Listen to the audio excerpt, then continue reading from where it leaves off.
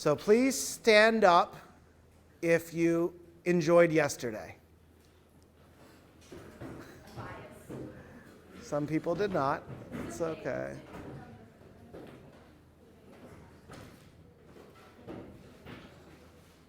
It's okay. You don't have to stand up if you didn't enjoy it. Now, wave your hand if you feel like you understood everything from yesterday. Not most. How about most things? You understand most things.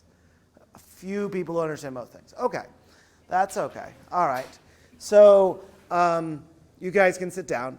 I expected that not everybody understood everything, but now I want you to stand up if you took the purple pill yesterday. Okay. All right. So this is our group that took the purple pill.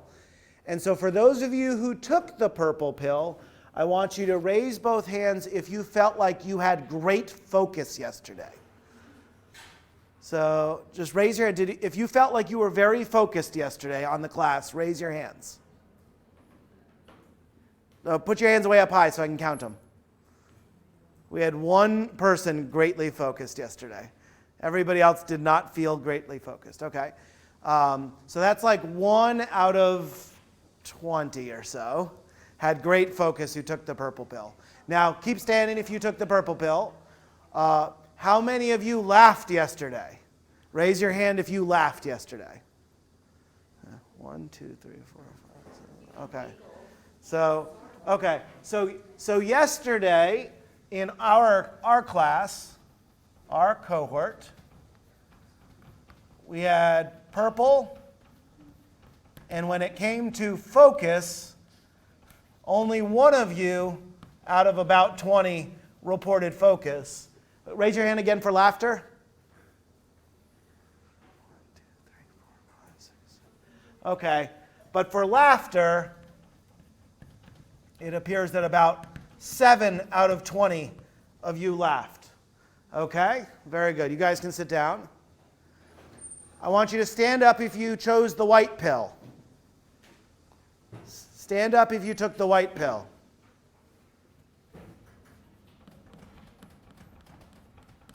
Okay.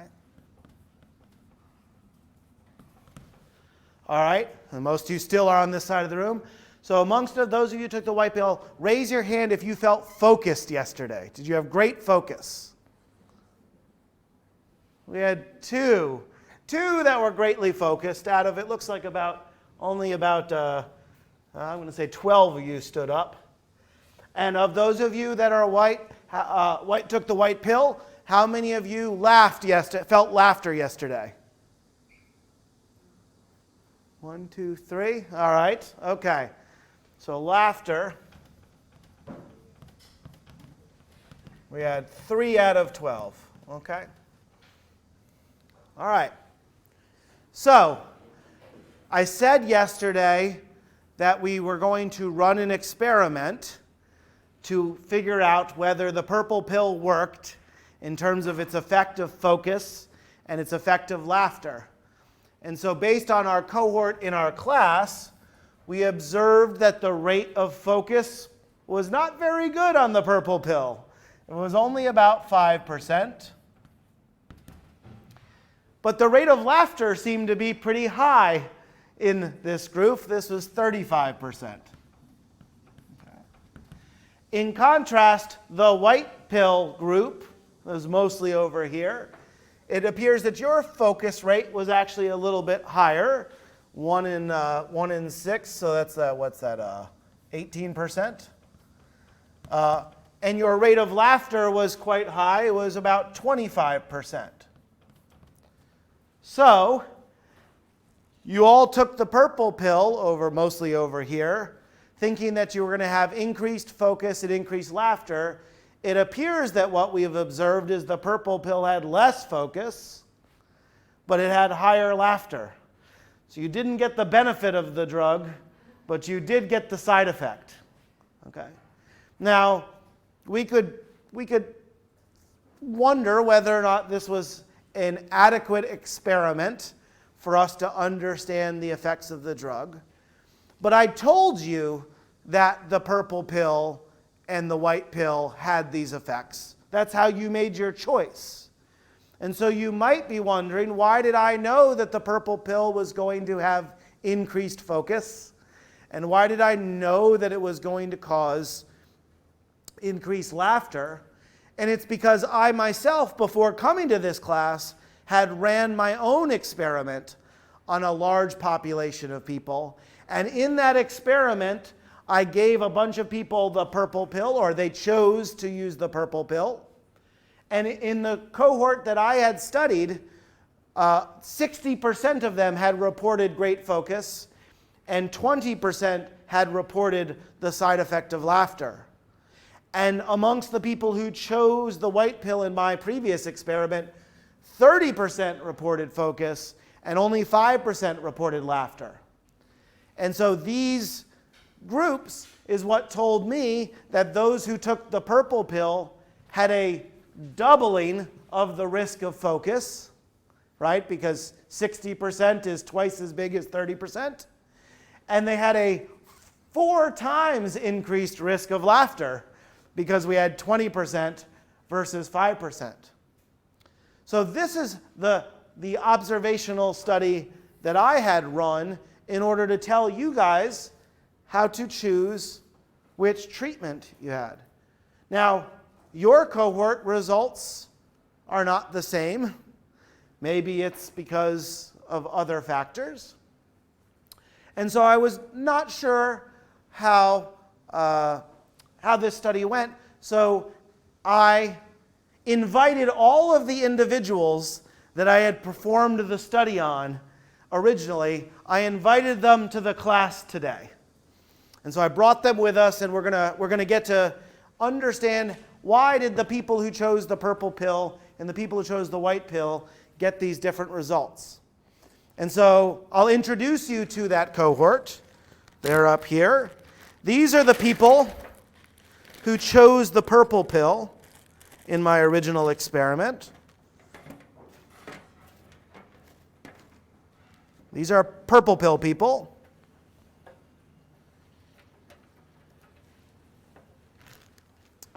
And these are the people who chose the white pill.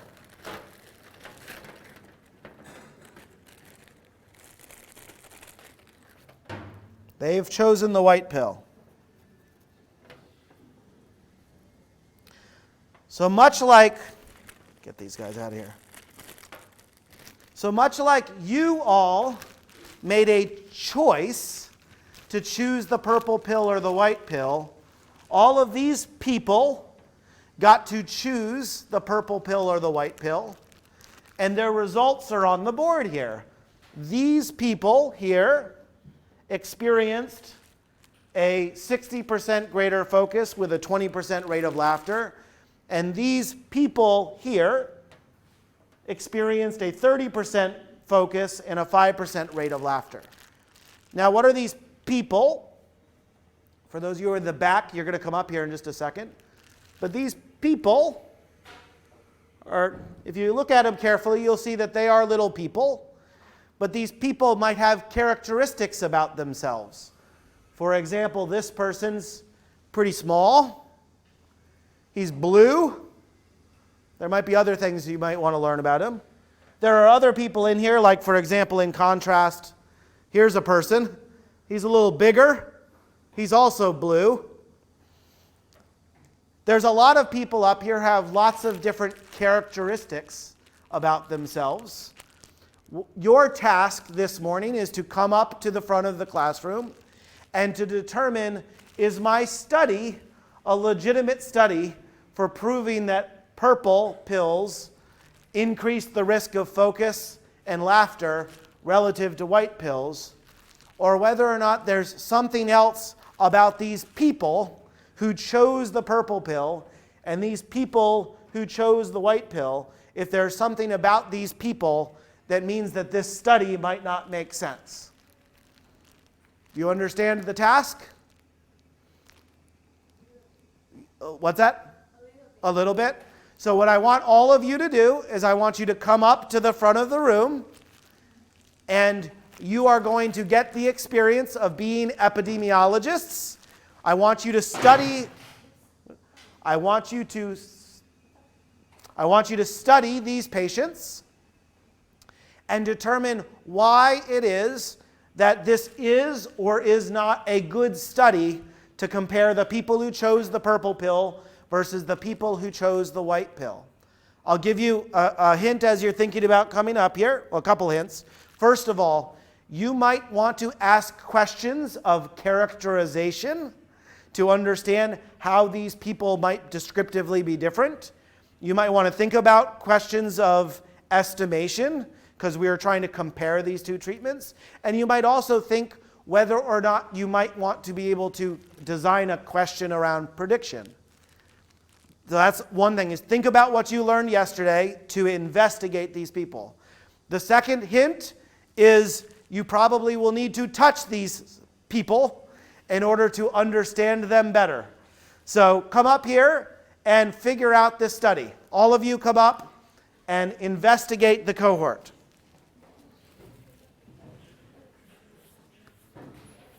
You will have to use your hands. It's okay to touch these people. They have given their informed consent to be touched. But if you want to touch with the napkins, you can touch with the napkins. So everybody should be up here investigating these populations.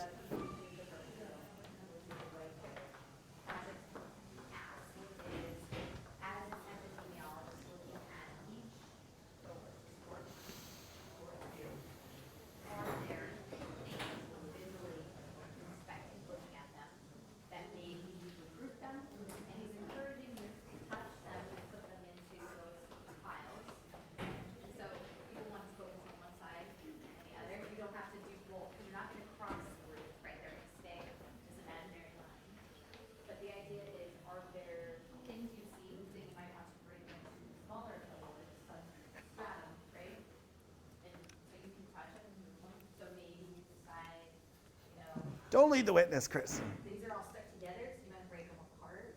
Because maybe not one person, that's like a group of people. Yeah, if they're stuck together, that's just because my bag was hot. Yes. But they show you these little things that you may not know what these are. These are people. They don't, I don't know if you've ever seen one of these before, but they're little people, or maybe big people in some cases. So these are all people who qualify to be your white cohort and your purple cohort. And now we have to figure out inside the cohort what's going on with them. Yeah, they're kind of sick. And you can use your hands, which I know is sometimes controversial, but you can use your hands. Use your hands. Touch these people. And that's why there's an action if you want to wait them.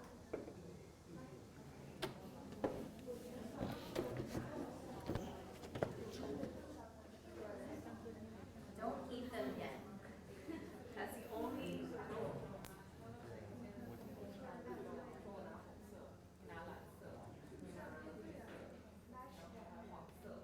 Yeah. You could do that, yeah. You have full, it's at your opinion how to group them.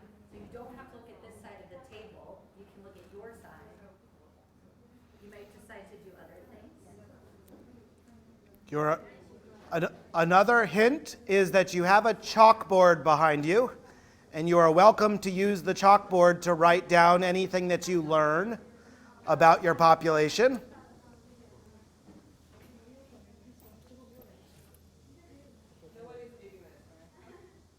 Maybe later. Have you guys ever seen candies like these before? No. No? I mean, people like these. These are people you're enrolling in your study. And perhaps if somebody wants to scribe findings they see.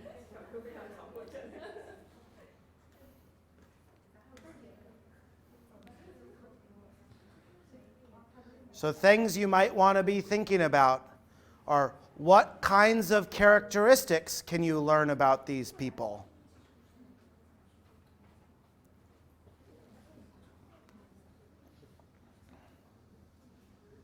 And if you haven't touched them, you can go closer.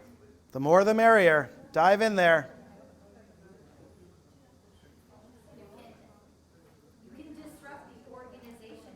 too. This is a democracy.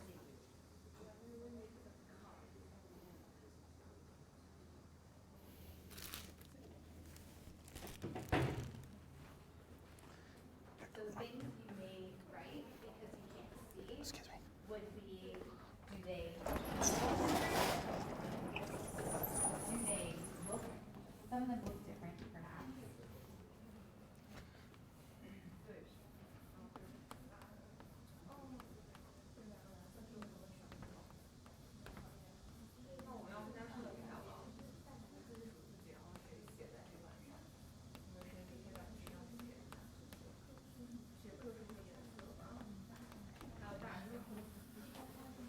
All right. This group here, since you are the white cohort, as you are learning things, I want you to write down what this group has learned. What have you learned about the white cohort? Okay? So when they find something that they tell you that they've learned, I need you to write it on the board.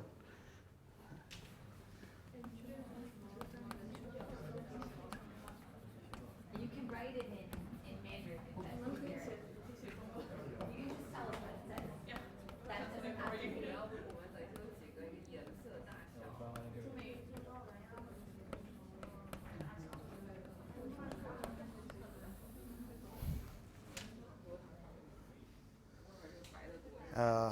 You are going to be my writer for this group. Here you go. And you can help with translation. So this team, as you are learning about the purple cohort, you have a writer who's going to write down what have you learned about the purple cohort, and he's going to write it down for you. Okay? So as you learn something, so for example, you might learn what kinds of differences do your groups have? How many people have those characteristics? As you learn those things, he's going to write them down on the board. And you might want to think about how you want to organize and write that information down. You can help him with translation if he's uncomfortable. You can write it in Mandarin or English, it doesn't matter.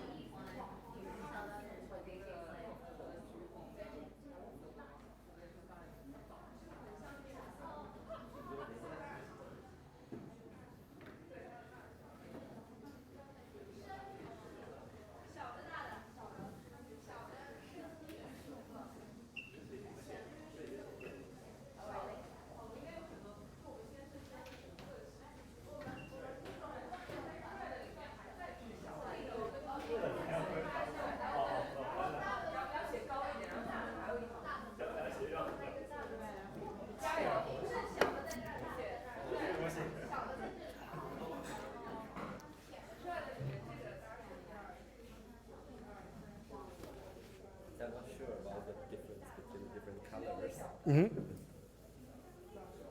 China, a lot of them are called red, but actually they're different red. Oh, they're not sure what word to use to describe it? I see.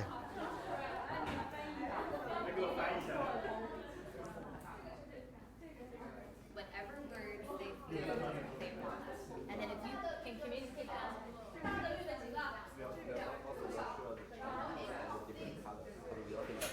Yeah. That's okay. You can put it in whatever classification works.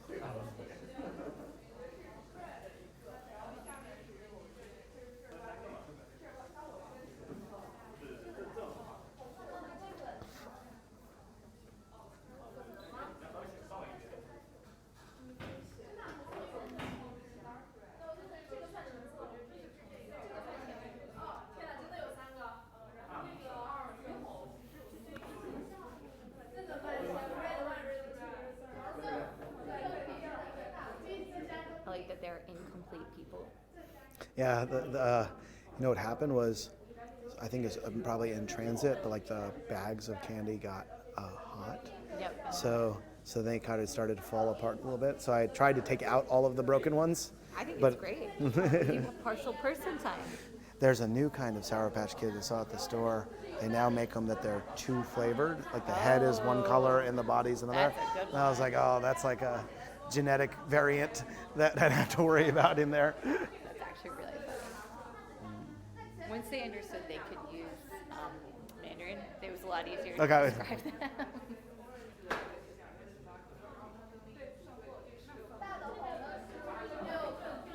Said as long as somebody can sort of tell us what you're trying to That's say, right. we don't care how you describe it. Exactly.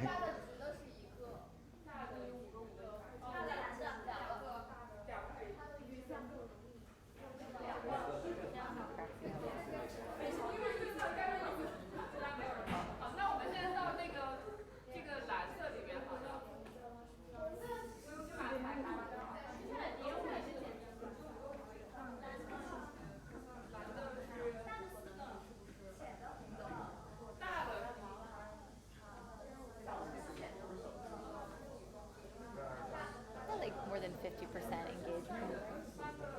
Not bad. I'll get the other crowd.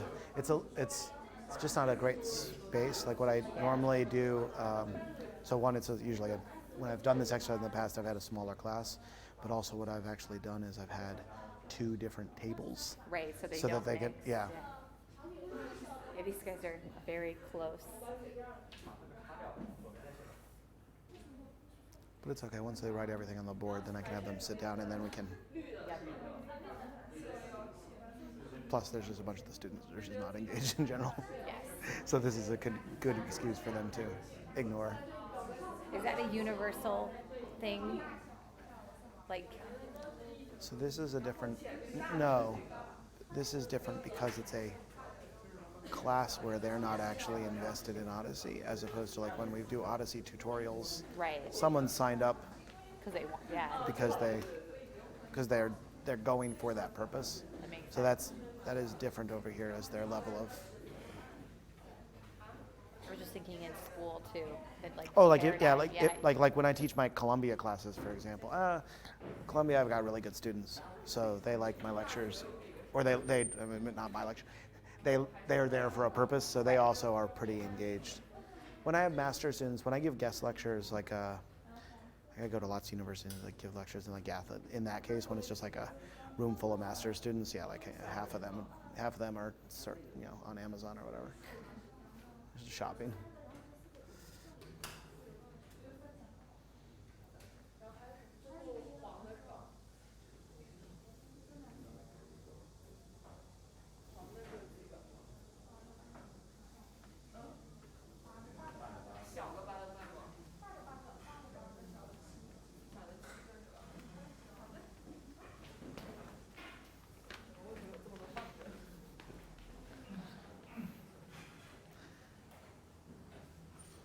I suppose you think you're done because you all sat down? Well, that's all right. So Kristin kind of led the witness a little bit, but one of the things that it seems like you naturally did was you organized your data. It looks like you somebody on Team White, tell me what your thinking was when you organized. How did you do it? Based on its color and the shape. So you saw that there was different colors in different shapes, and you naturally organized people into those two ways. Okay? All right. And somebody from the purple group, how did you decide to do this organization?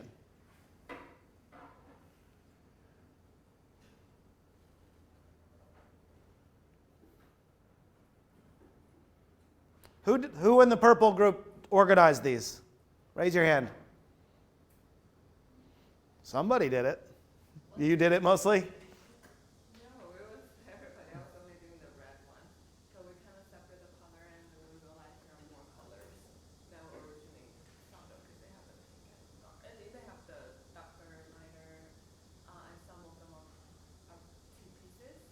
where Confused by the stuck ones together? no, like there are like the broken ones. Oh, the broken ones. Yeah, yeah. That's like Okay. bad data. Okay.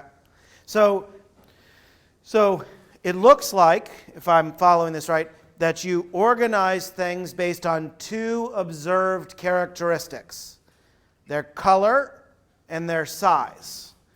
And it looks like you counted how many people fell into that group. So the white cohort, you've got big and small, and you've got, it looks like you found 6 different colors, and that's what you've summarized here. Okay. On the purple group, you've got big and small, and you guys found 1, 2, 3, 4, 5, 6, 7, 8, 9 colors.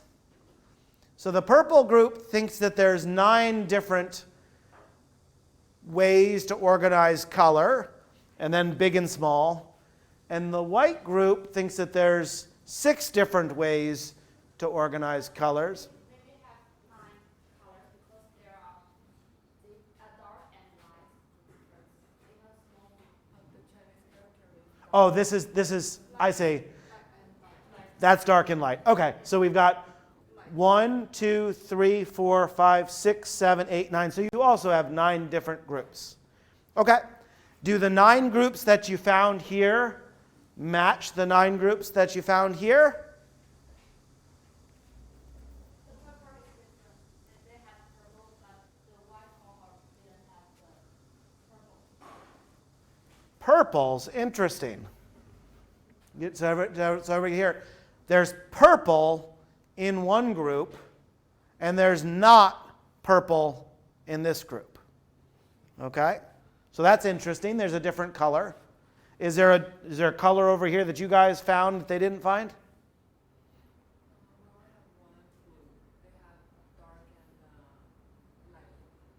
So they think there's 1 blue and you think there's 2 blues? I see. Okay. So you guys think that that's a different color than that? Oh, you were on this side. So somebody on the white group, did you guys think that, I'm trying to understand how you organized it. Do you think that this color is different from this color? Yes. You think that those are different? Yeah. Okay. You think this one's darker? Yeah. Okay. Separated in lines, so we think it's different. Okay, so this group here is different than that group. Okay. But on this side, the blue, you guys don't think that there's any differences in blue? Thought about it, but it's not clear. Okay. Okay. So you have 2 observed characteristics, color and size. There seems to be possible differences in how you would think about color, because one group thinks that there's some slight differences in color, and another group thinks that there might not be a slight difference. The green, oh, so you have 2 colors of green, and you guys think there's 2 colors of green, okay? All right. So you have 2 characteristics. You've already provided one insight, which is there's a color purple that's only in one group but not another. Any other difference? So now that you see the numbers up here between the 2 groups, can you observe any differences between these groups? So remember, I'm trying to do a study that shows that the purple pill increases focus more than the white pill. But we talked about yesterday that when you're doing a study, you need to make sure that the 2 groups of people are similar to each other in order to know that the effect that you're observing is because of the drug. So, given these numbers, you've summarized them. Do you see any differences between these groups?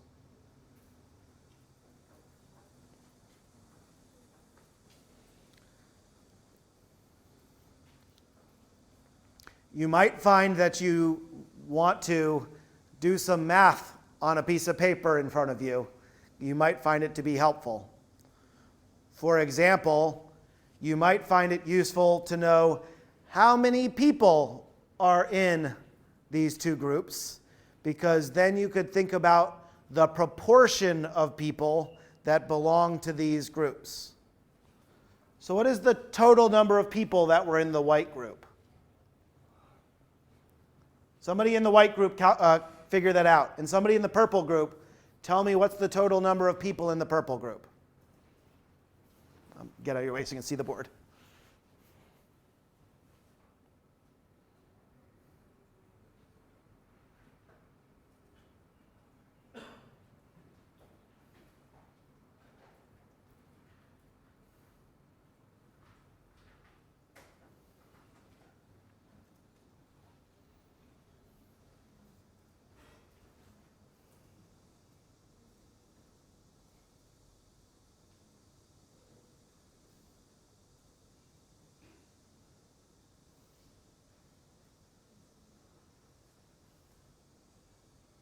The total number of the white cohort is 170. And 170? there are 5 more incompletes. There's five incompletes. Okay. Okay. So there's one. So is it 170 and then there's got 5 incompletes? Okay. So if that's 170, and you have these numbers, so you've created a table, which is very nice, which has colors and sizes. So if I asked you, maybe I'll just pick one here, pink. If I asked you, what percentage of the people are pink in this group? Can you tell me what that would be?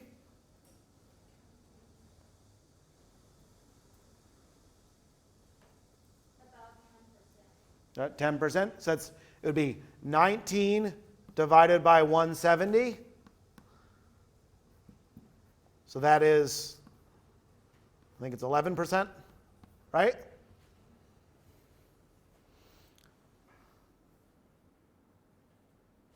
So if it's 11% pink, let's go over to our purple group. How many people are in our purple group?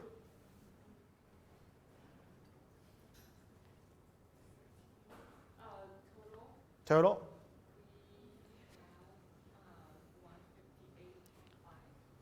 158.5. Okay, so if I were to ask you what percentage of people are pink, which is what you've got 8. So that's 8 out of 158. What's that? 5% are pink. Okay, so we've now just observed a difference between our two groups. 11% of this group are pink. 5% of that group are pink. So that means people who chose the purple or the white pill were twice as likely to be pink. Or let's just frame it over differently. Pink people were twice as likely to choose white as they were to choose purple. Does that make sense?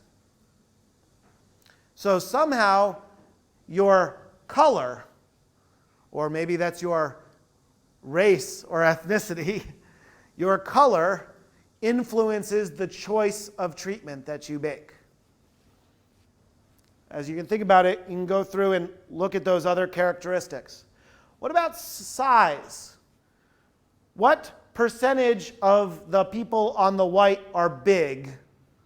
And what percentage of people on the purple are big? Can somebody compute that for me?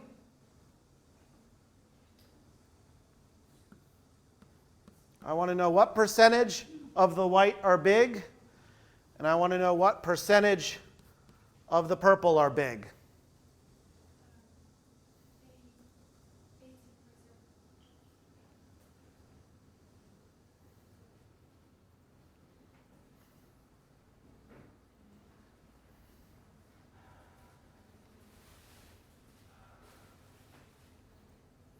So 8.8%? Okay, so this is 8.8%. So this was, you added up these numbers. So not that guy. Okay, so you did, so that's 15. So you did basically 15 divided by 170. And you got 8.8. Excellent. Okay. And what about our purple group? What percentage do we get there? What's that? 15%. Or 15 is the count, or 15 is the percent? Percent. Okay. What was the numerator? 24 divided by 158. Okay. Okay, so that's interesting. So what we're saying is, if you were a big person, you are more likely to choose the purple pill than you were to choose the white pill. So if I think that taking the purple pill increases my focus and increases my laughter, one possible explanation is because the purple pill works. But what is another possible explanation?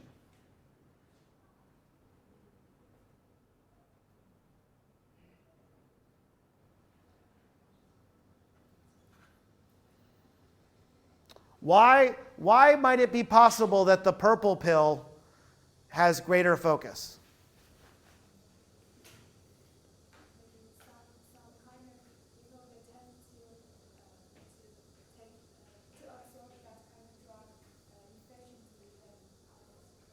Yeah, so size is different.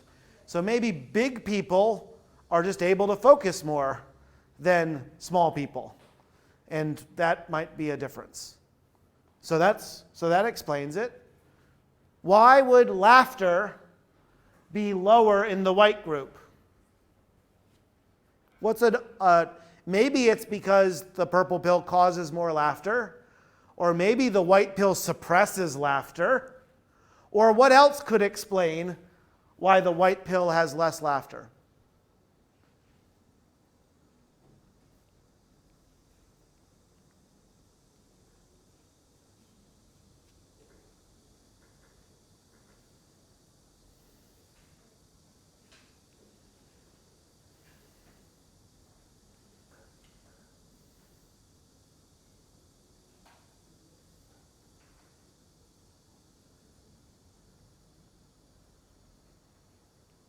Can anybody think of a reason besides that the pill works? Is spontaneous laughter a condition?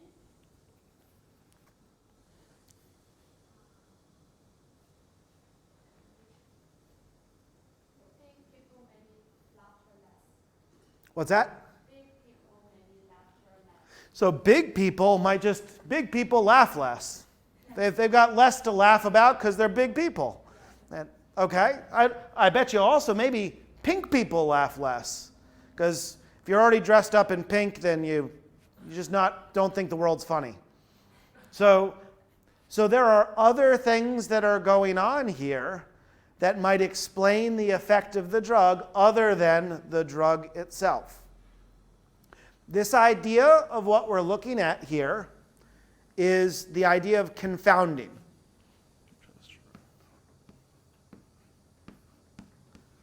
And in all observational studies, being able to make sure that you understand what the confounding factors are and how they might influence your ability to study the effects of medical interventions is the main goal of doing a good observational study. Now, what I want to bring you back to, though, is yesterday we talked about 3 different types of analyses that we can perform, 3 different use cases. So pop quiz, tell me what those 3 types of studies are that we can do. Characterization. Very good.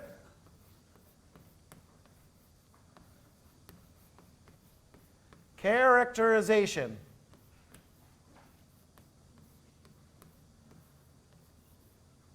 That was number 1. Number 2?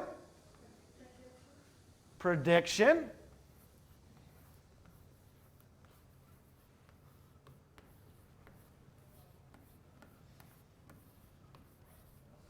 And number 3? Estimation.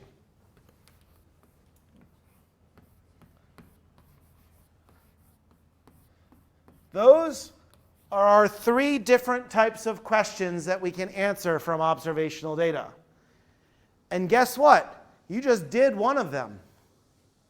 You just did a characterization because you took a cohort of people who took the white pill, and you characterized their baseline characteristics.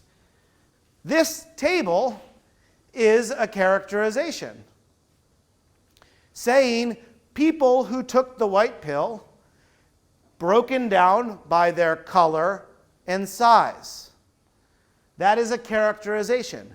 If you are interested in publishing a paper in a medical journal, you could choose to do a characterization study, and this is what you would be doing.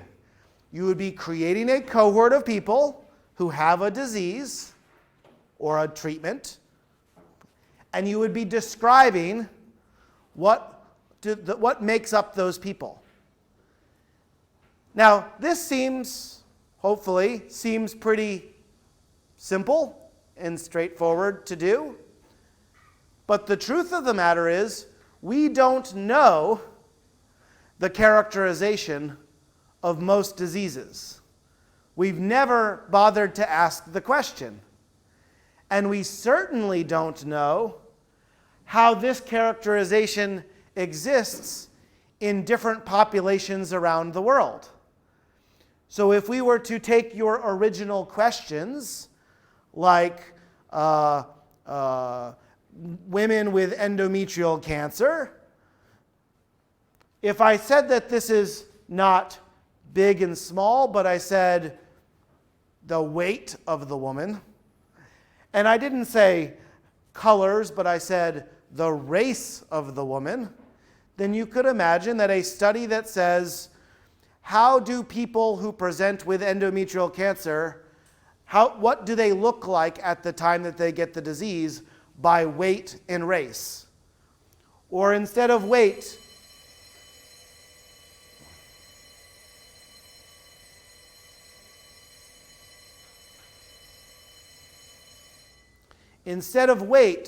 we could think about that being how many of those women have a prior diagnosis of some other condition.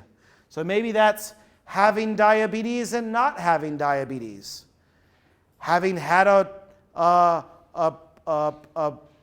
pregnancy versus not, having some other condition versus not.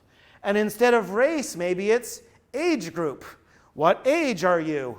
Young, medium, old. That is what a characterization study is all about. Now, I'm going to switch to number 3. Estimation is the question that we're trying to study the causal effects of interventions. Importantly, in order to do a good estimation study, you have to start by doing a good characterization study. Every estimation study has to start by characterizing the population, because only after you characterize the population and understand whether these two groups are similar or different, can you begin to ask the question, what is the effect of the medical intervention? Okay. So we have to be able to do characterization for estimation. Now, for today and tomorrow, we're actually going to be talking about the second question, which is prediction. And here I want to describe how to think about the prediction question. Because I told you that 60% of the people in the purple group had focus. And you have characterized them to describe that the people in the purple group are broken down by size and color. So somebody tell me, what is the prediction question that we could answer? Which color might get the effect of the drug better? Yeah, so we could ask, not just that we know 60%, but we could ask, which of these people get the 60%? And maybe we will learn that color is a predictor of focus. Maybe we will learn that the reason why this group has higher focus is because they seem to have more blues. And maybe blue is the predictor of the outcome. It is not that blue causes the outcome, it's just that it predicts the outcome. That if I knew you were blue, I would know that you have a higher risk of the outcome. So what you should be able to see is we have to do a characterization study to understand what are the characteristics of the population before we can do a prediction study, because it's those characteristics of the population that we will use to try to predict, using those characteristics, which people experience the outcome. Does that make sense? I see somewhat. Okay. All right. So one more detail to highlight. Where'd my bag go? So you identified two observable characteristics: their color and their size. How many of you stand up if you think that there's something else about these people that is not represented by their color and their size? Stand up if you think there's something else going on. A couple of you are standing up. So the rest of you think color and size is what describes these things. You're standing up too. Maybe there's some candy coated with more sugar, like. Maybe I think this more sugar. Okay, so more sugar. So you can kind of see, so maybe the reason for the different color is because they seem to have more sugar. Yeah. Okay? So that might be another characteristic. Very good, good insight. What do you think makes them different besides the color and size? Maybe someone incomplete. Oh, some are incomplete. So we had some weirdo broken ones, right? Like this poor purple guy. Yeah. Partial person. So sometimes when we do studies, people are lost to follow-up because they are cut in half. Okay? What else do you think would make them different? Firstly, I'm thinking about is like with her because I think the sugar is different. But then I think about when we're picking them here, maybe their environment is different. Maybe it's in others bad. Maybe there's temperature is different. Very good. Yeah, so we don't know a lot about these people's backgrounds. We just know that they happen to be blue, but what made them blue? What are their parents' lives like? Maybe their parents, if it's a green person, is that because their parents was a blue and a yellow and that made a green? Or was it two greens? We don't know what made them up. So that's absolutely right. Why do you guys think that there's... Some might taste better than the other one. Some might taste better, so taste. So did anybody taste them? Nobody tasted them. So taste is an unobservable factor unless you bother to eat them.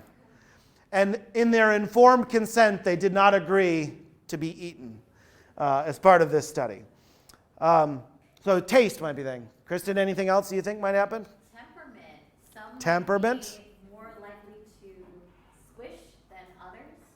Some might be crankier and non-compliant with sorting and end up somewhere they didn't mean to be. So, for example, this is the nice complexion that Kristin normally has. And this is what happened when she had the spicy food at lunch yesterday. So it could be a temporal factor there. All right, very good. You guys can sit down. So, in fact, there is not, so you're saying that there's two observed characteristics, color and size, and maybe this idea of sugar coating or taste might be part of it. In fact, what's up here are not 1, not 2, not 3, but 4 different kinds of candy. There are candies that are just big, that have different colors. There are the regular ones that are all different colors. Some of these are extremely sour, and some of them are different flavored. They're berry flavored. And so they're the same color, but actually you have to taste them to learn that they're berry flavored instead. Okay. So the reason for this exercise is because every observational study that you will ever do in your research and every observational study that you'll ever read can all be simplified down to this exercise. Every observational study is about finding a cohort, characterizing a cohort, and on the basis of the characteristics of the cohort, you might additionally choose to try to predict something based on the characteristics, or you might choose to estimate the effect after accounting for the confounding due to the characteristics. No matter what you're studying, whether it be endometrial cancer or atrial fibrillation or hepatocellular carcinoma, every single observational study should simplify down to playing with candy on a table. If you find yourself thinking that your observational study is more complicated than playing with candy, you have done something wrong. The reason why it's possible for us to be able to publish a paper by the end of tomorrow, which we are still going to do, is because if you can think about defining your cohort as a particular disease, if you can think about organizing them based on characteristics, and if you can think about then looking what you know about them at the time they're in the cohort and what happens to them in the future, if you can do that, then you can publish papers in the leading medical journals around the world. Okay? So I have one more ask of you if you want to come up here. If anybody would like to eat any of these candies, the study is now over and they are fair game for anybody who would like to try them. So if you would like a candy, please come up and help yourself. And if nobody wants a candy, that's okay too.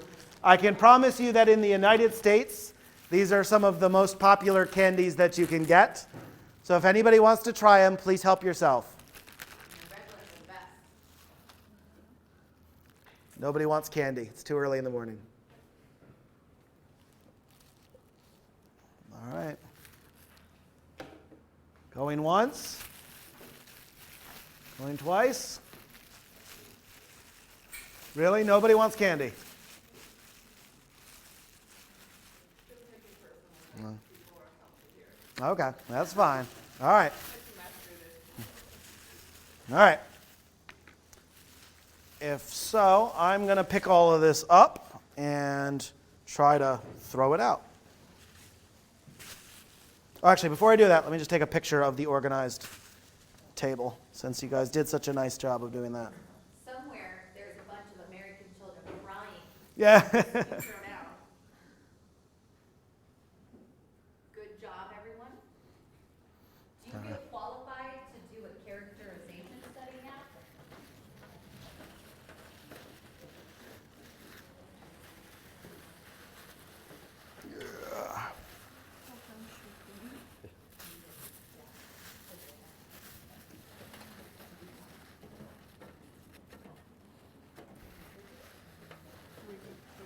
Yeah, you can just throw it away. Yeah. I'm just gonna throw it away.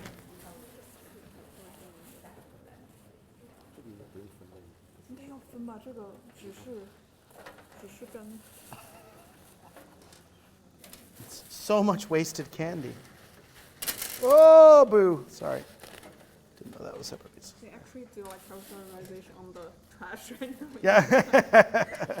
So you have to separate from the like the white and the Oh, really? yeah. Oh, I'm sorry. No, it's okay. We'll just- All right. Okay, so let's...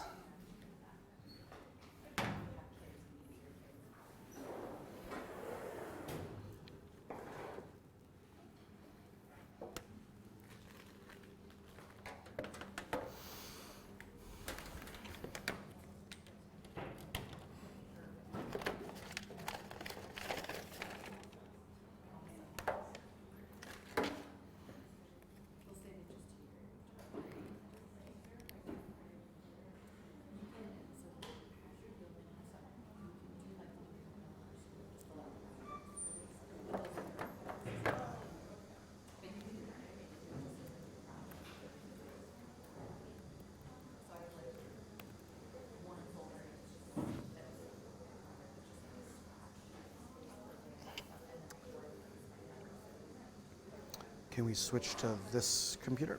Yeah, exactly. All right. So now is the exciting reveal. Exciting for one or two of you anyway. Last night we reviewed all of your questions. And we decided we're going to publish one paper on one of your questions for the next 2 days. The question we are going to publish is among endometrial cancer patients, who are more likely to develop lymph node metastasis? Which I think is your questions, right? Okay. So you are going to publish a paper in the next 2 days with hopefully the help of everybody else in this room. Okay? So I appreciate you have a good question. So, for purposes of the exercise that we are going to be doing, up here on the screen, we are going to together do an entire study where this morning we're going to focus on characterizing people with endometrial cancer and also people with lymph node metastases. We're going to characterize them so that we can understand what their colors and size are and everything else we can learn about them. And then this afternoon, we're going to take those populations, and once we know the characteristics, we are going to use those characteristics to design a prediction study. And tomorrow, we're going to execute that prediction study, and we are going to write a manuscript that we are going to get ready for a medical journal and publish on that topic. I am not saved by the bell. I am. So, up here, for the purposes of this class, I'm going to be focused on this question. But I want all of you who are interested in your own question to be thinking about how you can apply the same exact idea that we applied to the candy to your question. And as you see us go through the exercise of answering this question, we want you to be thinking about how you could apply the same idea to answer your question. Because each and every one of you could be writing a paper over the next 2 days if that's how you want to spend your time. But for purposes of just having one on the screen, we're gonna do this one. Okay? So, one thing, if I could ask you, since this is your question, could you describe to the group why you picked this question and why you think it's important?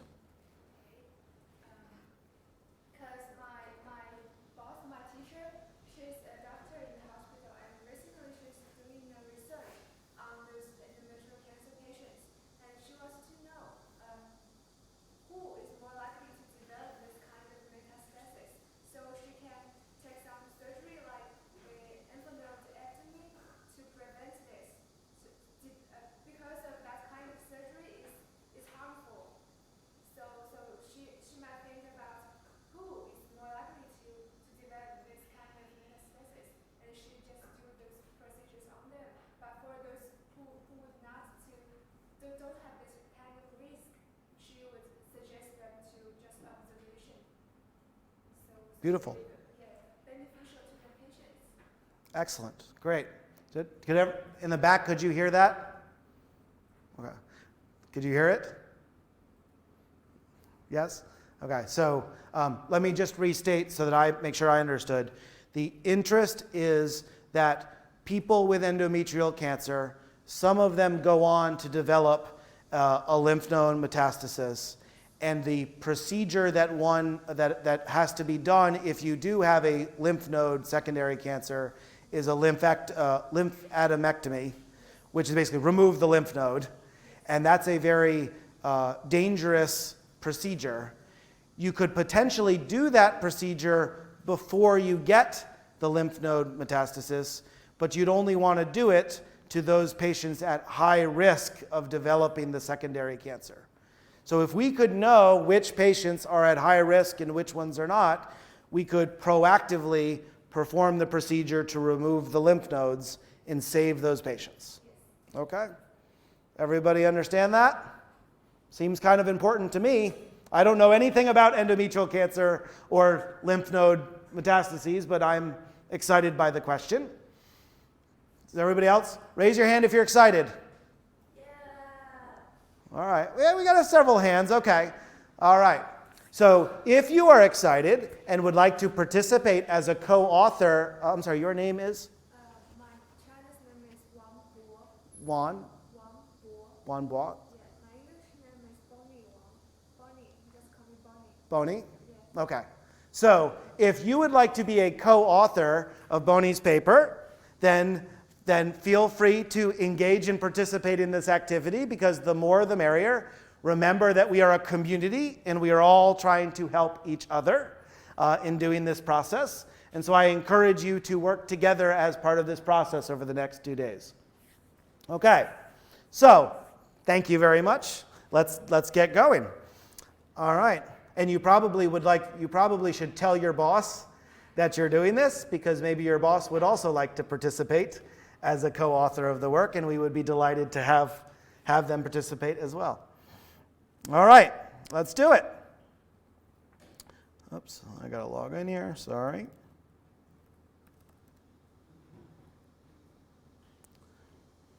So, for the purposes of the rest of this morning, for the next hour and a half or so, I'm going to be teaching you all using Atlas. So if you want to follow along and do it as I do it, you can log back into that overview environment. Go right back here. Got to log in again. Make sure that I'm in.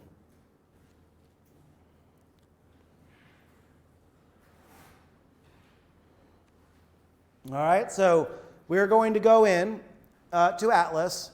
And what we're going to focus on this morning is performing a characterization analysis. We are going to think about creating cohorts, like we learned yesterday, for our populations of interest. And then we are going to do a characterization. Now, when we talk about characterization, there's different types of analyses we can perform. One is like what we just did with the candy. We just want to describe people who belong to the cohort. In this case, we want to understand who are the people that have endometrial cancer. What do they look like? What are their characteristics?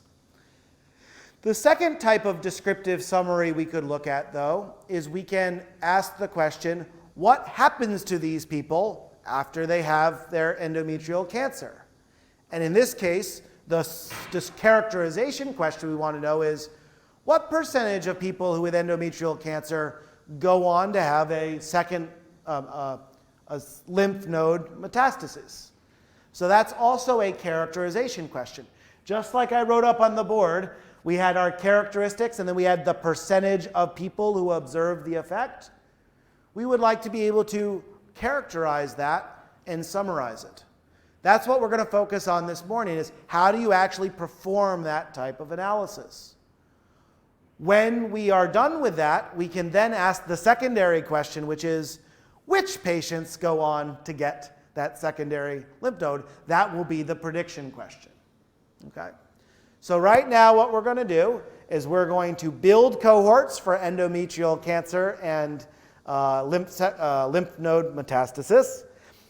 And we are then going to characterize those populations. We're going to use the Atlas environment that you've all logged in to perform this, so you can follow along as I do it if you would like to. Or you could do your own question if you're interested.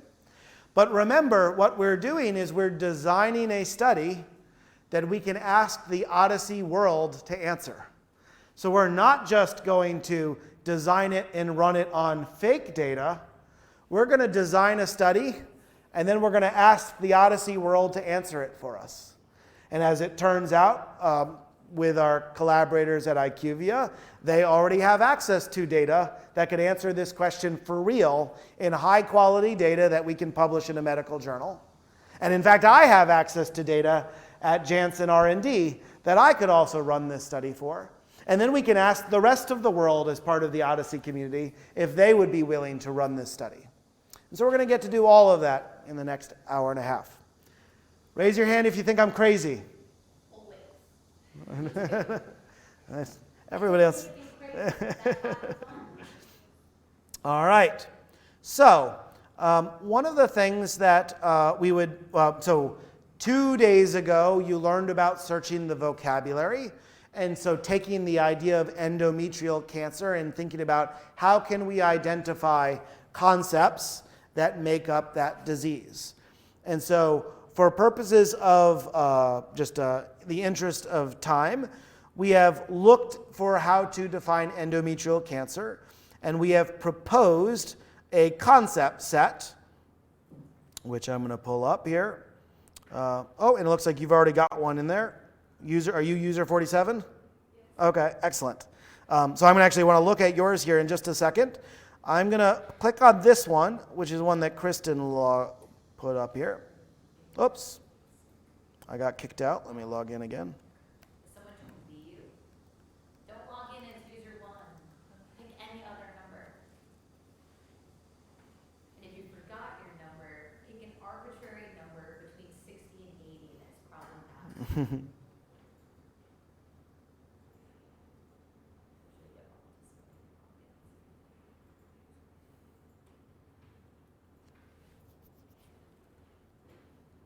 All right, I'm back in.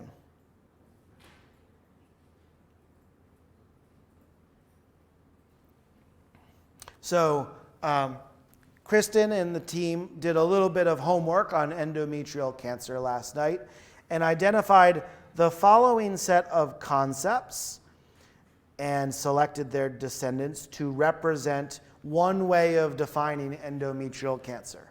And so you can see that these are related diseases associated with the sarcoma of the uterus, the primary malignant neoplasm of the uterus, the primary malignant neoplasm of the endometrium, endometrial carcinoma, carcinoma of the corpus uteri, and adenocarcinoma of the uterus. This is the concept expression representing the different terms that could be used to cover this disease.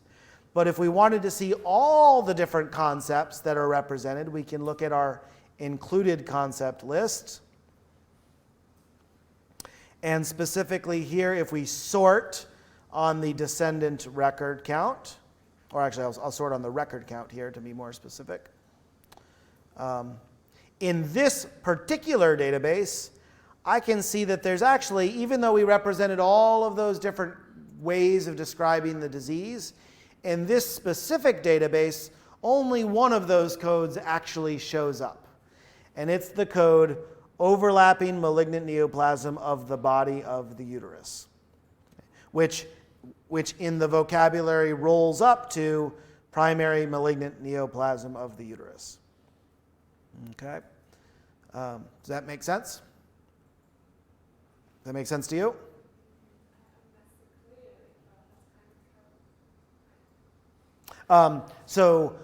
When we talk about endometrial, maybe take a step back. So one of the challenges that we will often experience when doing observational studies is that you'll have a disease that you are thinking is of interest, but how that disease shows up in the data might use different words that don't exactly look like they match up. So in this case, that does not say endometrial cancer, but in fact the code used to represent endometrial cancer belongs to this term, this clinical term. So I'm going to highlight an important piece of Atlas as we're going through this exercise here. So you all are in this Atlas environment, which is showing you counts based off of this simulated data. That's how we know that this is the code that actually shows up. But if someone had access to real data, they could use their own version of Atlas to see which codes show up in their data.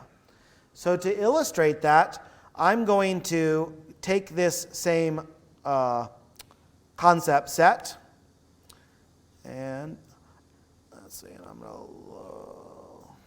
I'm going to log in to the version of Atlas that I have in my own environment at Janssen.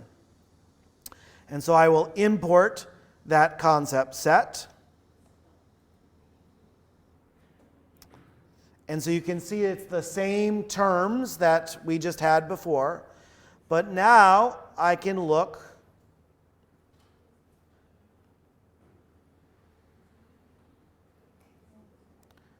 to see which of those codes that make that up show up in my databases that I have access to.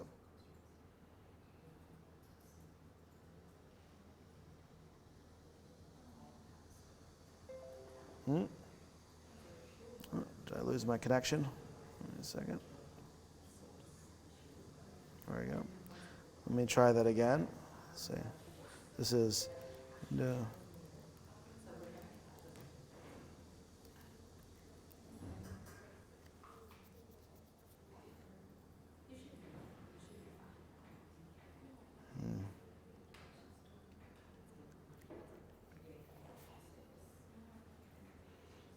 Just lost my Wi-Fi there.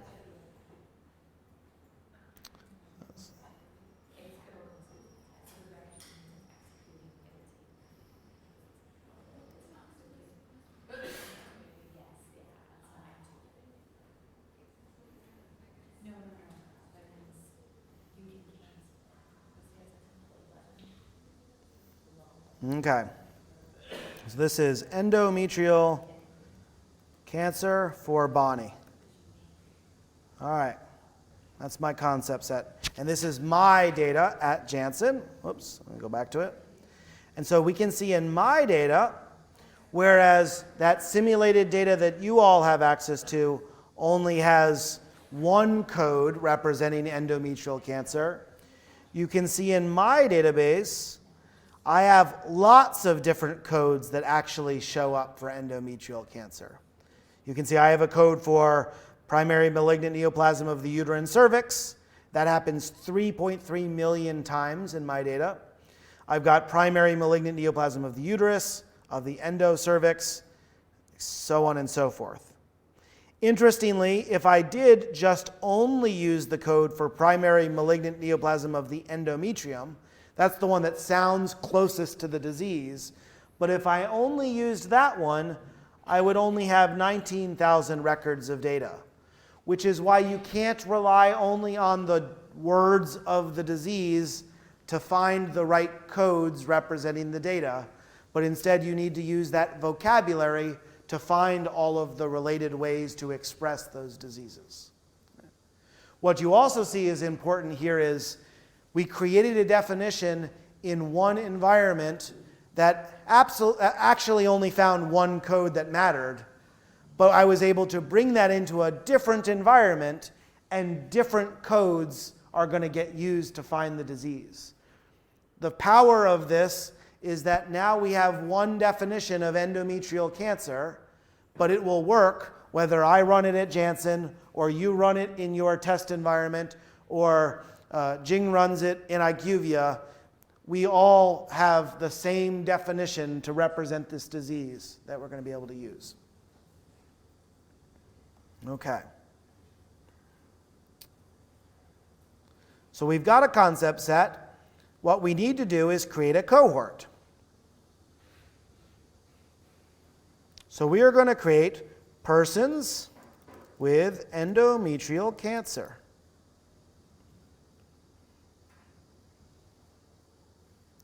So remember yesterday from our exercise, we have to define a cohort entry event.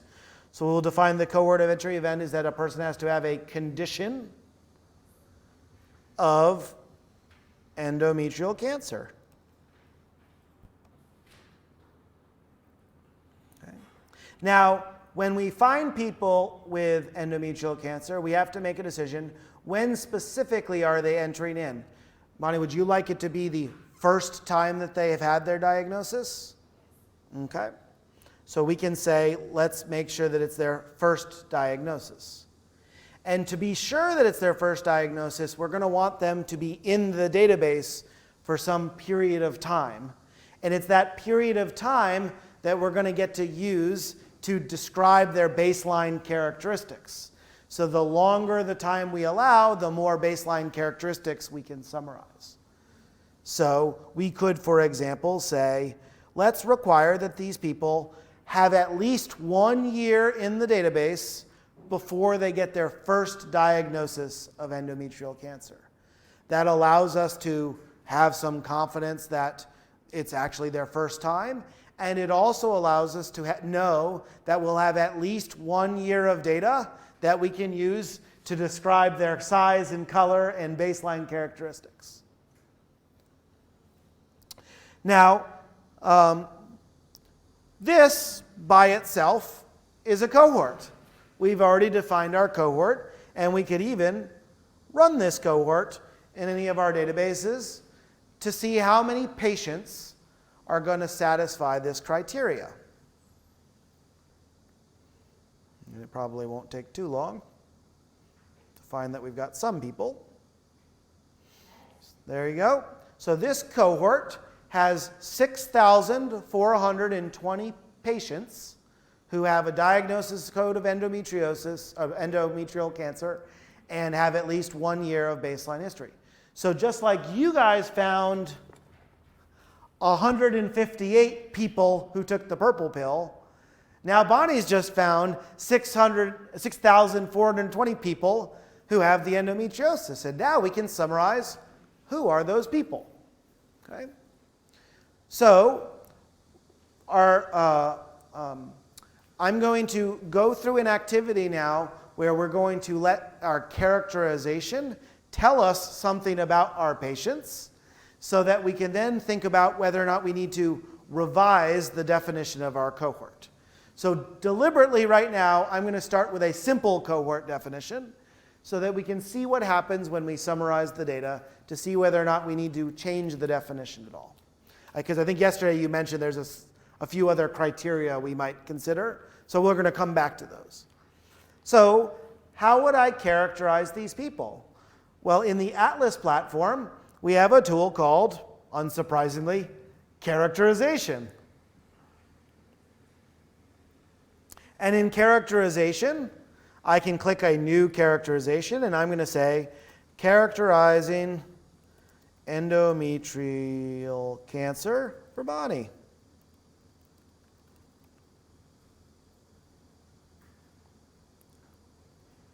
Okay. So how do I define my characterization? Well, the first thing I have to do is I have to simply select what cohort do I want to characterize. You've got to start by building your cohorts, and then the cohorts act as the input to your analysis. So, of course, we have created a cohort of patients with endometrial cancer. So I'm going to select that as my cohort. We then have to decide what are the characteristics that we want to characterize these people for. Oh, no. Hopefully that stays on. Come on. So the features, it's going to be grumpy. Okay. Let's see if that comes back.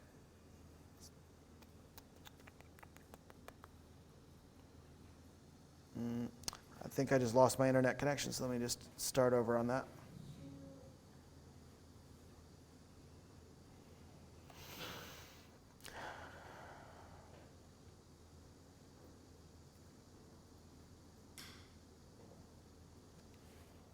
All right, let's try again. Import my features, that's better. Okay, so when we did the candy exercise, you guys decided to characterize by color and size.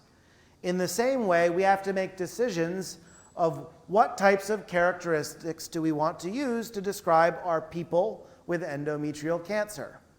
And we have a lot of choices that we can make, because everything that Ling Yi presented about the OMOP common data model, every table you saw, that represents data that you could use to characterize the population. So for example, when we started yesterday, we talked about the fact that we don't even know what the age distribution is of people with endometrial cancer. So maybe we will decide to summarize their age and get an answer to that question. Now we can summarize their gender. Now, this is interesting. Hopefully, these people who have endometrial cancer are women. But we don't know that the data is perfect. So we could characterize to make sure that we don't have problems and that we've got some random men with endometrial cancer. There are many different demographics that we could summarize, but I'm going to summarize one here, which is how much time in the database do I have before their cancer, and how much time do I have after their cancer? Why is this important? Well, we required that these people have at least 1 year before, but some of them might be in the database for many years before, and we might want to understand that. If I think about the follow-up time, how long are they in the database after they got cancer? Well, that's going to be really important for our prediction problem, because we're going to be asking the question, do you have lymph node metastases in the future? Well, we need to know how much future do we know about these people. And so we can characterize that length of time to understand what kind of prediction question we can actually do. Now, I've just used demographics, but maybe I'm going to be interested in what diseases do people with endometrial cancer have at the time that they have endometrial cancer. And so I can select other types of features. Like, for example, I could say, let's look at every possible diagnosis code that happens any time in a person's medical history. And let's just summarize, how often do these people have any possible disease? And I could do this not just for one disease like diabetes or another one like hypertension, but I could summarize the prevalence of every possible comorbid condition. Sorry, let me close that so that doesn't happen anymore. I can summarize every possible diagnosis code as a baseline characteristic. So just to give you an idea about this, how many different diseases do you think there are? You guys are medical students, so how many diseases are you having to study? Countless. It's a big number, right? How many people think that there's more than 10 different diseases in the world? Raise your hand if you think there are more than 10 different diseases. This is just a good test to see who's bothering to pay attention. I know the one sleeping there is not paying attention, but the rest of you, are there more than 10 diseases in the world? Stand up if you believe there's more than 10 diseases in the world.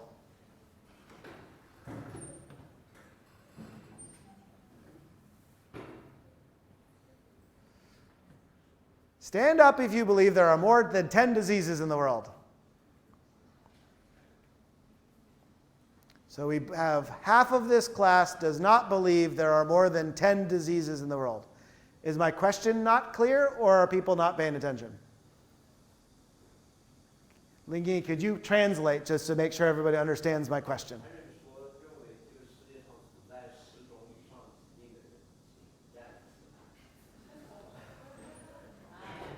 Okay, so it was not. So they're not understanding. Okay, do you have a sense of which word I might have used that was not clear? Diseases? Or they're just not paying no. Okay. Okay. Now that you're standing, because you believe there's more than 10 diseases in the world, I want you to sit down if you think that there are less than 100 diseases in the world. Okay, so you're still standing. Okay. Sit down if you think that there's less than 200 diseases in the world. 300 diseases? 400 diseases? 500 diseases? 600 diseases? 700 different diseases? 800 diseases? 900 different diseases? 1,000 different diseases? 2,000 different diseases? 3,000 different diseases? How many diseases do you guys think there are? You don't know. But you think it's bigger than 2,000? Okay, very good. So now, we have, some of you think that there are hundreds of diseases. Some of you think there might be thousands of diseases. Question, when you read papers, how many different diseases would they summarize? If we were to read a paper about endometrial cancer, how many different diseases do you think would be summarized when describing that population? Like a handful? Yep. So you'd usually see a table in a paper, and it would say, here are 5 to 10 different diseases that you might be interested in. So that means the typical medical research paper that's studying one disease summarizes 10 diseases, but you're telling me that there are thousands of diseases that are out there, which means most papers are not telling us about how often most diseases happen for most other diseases. You guys can sit down. Thank you. That's actually pretty important, because the researcher is choosing which 5 or 10 diseases to put into a paper. Why did they make those choices? How did they make those choices? Are they the choices that you would make? We can instead let the data tell us which conditions might be interesting to talk about. And so here, in this characterization, I am simply going to say, summarize all of the different diseases and tell me how often they happen. And we'll actually see here in a second how many different diseases actually show up in women with endometrial cancer. Okay.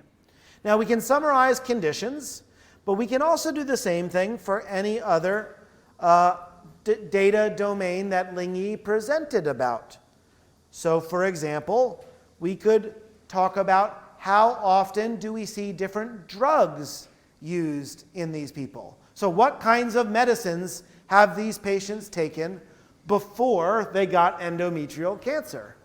That might be interesting, because maybe those treatments they've taken might influence the chance that they get lymph node metastases. Okay? So we might be interested in that. We might be interested in whether or not they've had any sort of procedures in the past. For example, you mentioned the procedure is called lymphadenectomy. Cutting out the lymph node. So that procedure, an interesting question would be, how many of these women already had that done before they got their endometrial cancer? Because presumably if they've already had their lymph nodes cut out, they can't get them cut out again. So we would want to know, how often does that actually happen? So I have selected several characterization features that I'm interested in studying for these people. This is actually a pretty large number of different analyses that are available. I'm going to skip the extra features. So I'm just going to click Save. And now, if we think about what we've just done, think about writing your first paper, Bonnie. We're going to have a paper that just says the disease natural history of endometrial cancer. And we're going to be able to say, what do these people look like around the world? When they get endometrial cancer, what are their demographics? What are their comorbid conditions? What are their medication uses? And what are their procedures? I'm pretty positive that we could write a paper in a high-impact OBGYN medical journal just providing that information, particularly if we could run that study across multiple databases around the world. But it must be super hard to do that. What you have to do is you have to just click Generate. Clicking that one button is now running that entire analysis against this database. So it's going to take a couple minutes, but what that is doing is it's going out to this database. It is creating the cohort of people with endometrial cancer, and it is then characterizing them based on all of those features that we just asked about. Now, this definition that we've just created, we're running it on test data. So we don't actually expect it to be interesting and relevant because it's fake data. But we've just designed the study that we want to run in real data. So while that's running in the fake data, I can take Bonnie's analysis and I can export it and I can bring it into my environment.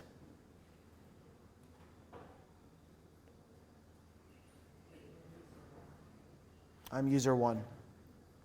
And so I'm going to say characterization of endometrial cancer for Bonnie. Okay. And I'm going to paste in this analysis.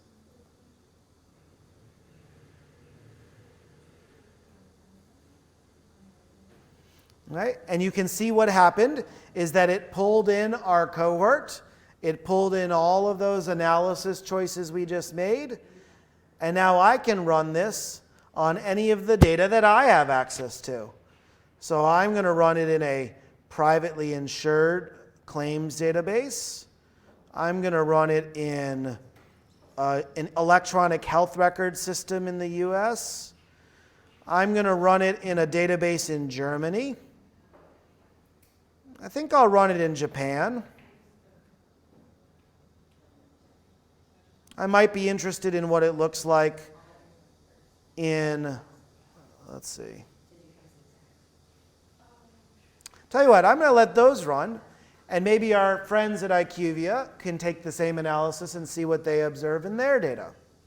And once we figure this out, once we've seen what's happening in my data and what's happening in IQVIA data and what's happening in our test data, once we decide on something, we can post this question onto the OHDSI forums, and we can ask everyone around the world, hey, let's join Bonnie's study, and let's learn about endometrial cancer. And then other people can take that exact same file, and just like we just put it into our environment, they can put it into their environment and run the analysis. So what we want to do right now is focus on making sure that we define the analysis exactly like we want so that we can get the results we're interested in. Okay? Well, we had to wait that whole time to be able to run the analysis. It's already done. It took 2 minutes. So in that test environment,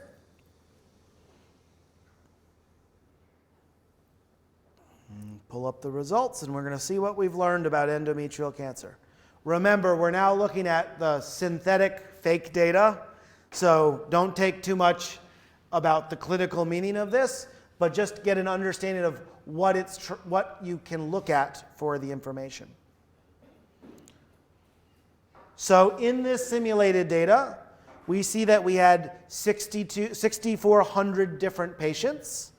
And for those patients, on average, they were in the database, they had a prior amount of observation time of 650 days. So we required that they be in the database for at least 1 year, but in fact, most of them were in the database for at least 2 years. That might be interesting. We can look at their age distribution. Now in this database, their average age was 74, and the range of their age was between 57 and, or I guess the 10th percentile was 57, the 90th percentile was 88. This happens to be a database that's simulated from older patients, so this might look like an older distribution than what we would expect, but you can get the idea that you're looking now at the age distribution. We can look at that follow-up time. So how much time are these people followed up for? And in this particular database, we can see that on average, they're followed up for about a year. Now, this might be important for us to think about our prediction problem, because if what we want to do is predict lymph node metastases in 10 years in the future, well, we know we're not going to be able to do it if people are only followed up for 1 year. But we might be able to do a 1-year prediction of lymph node metastases, and that would be useful. Possibly, I don't know, clinically it might be. We can look at what drugs are being used amongst these people with endometrial cancer prior to them getting the diagnosis. And so here we can look in their whole medical history, and we can see that, for example, 80% of these people had a drug for the cardiovascular system somewhere in their medical history. Again, it's simulated data. We'll look at real data to see what it really looks like. But the idea is that you can understand at a high level what kinds of treatments these patients are otherwise experiencing. We can look at that age group broken down by categories. So just like we broke down the colors of the candies, we could break down the age groups and see where the people fall in those different age buckets, just like you would put in your medical journal article.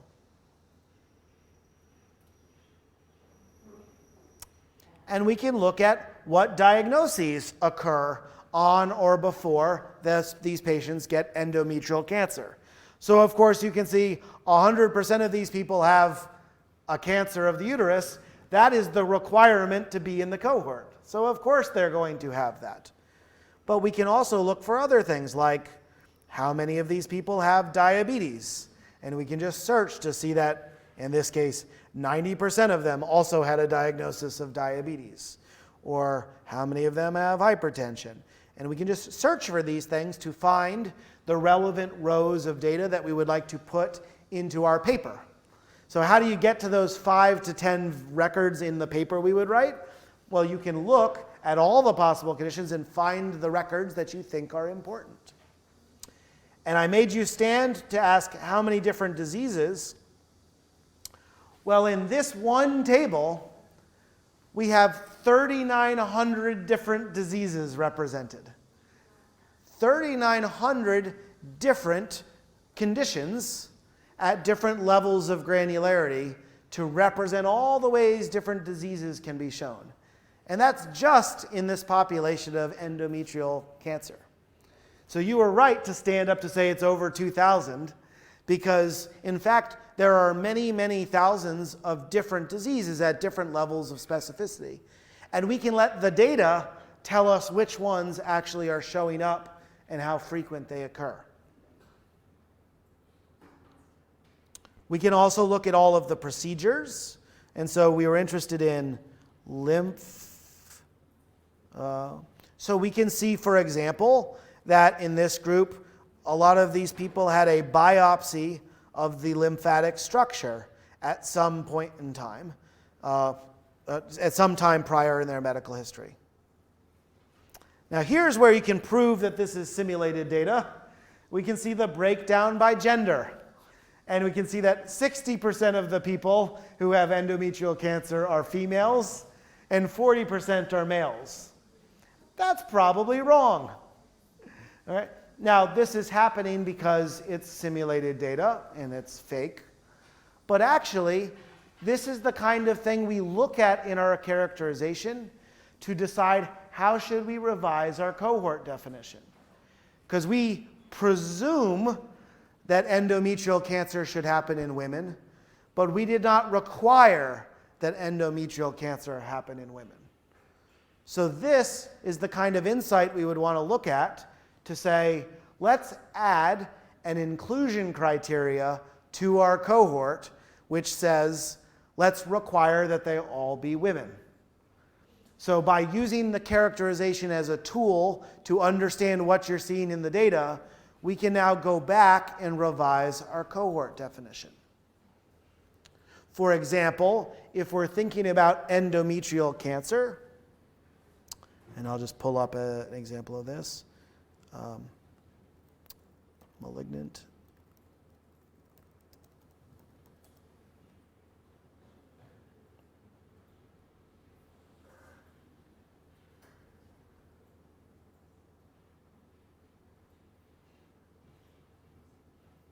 So I'm going into the conditions, and I notice that most of these cancers have to do with the endometrial cancer, but I can also see that there are other cancers that are showing up in these people's medical history before the endometrial cancer. And this might provide me an insight to say, if I want to define a cohort of patients with endometrial cancer, I probably don't want people who have other cancers in their medical history, because that probably means that the endometrial cancer is a secondary cancer, and we really want to study the primary cancer that we're interested in. So for that reason, we might say, let's make an inclusion criteria, which is you're not allowed to have any other kind of cancer except for endometrial cancer, so that we have a clean cohort of people. Does that make sense? So, now that we've looked at our characterization, we could go back to our cohort.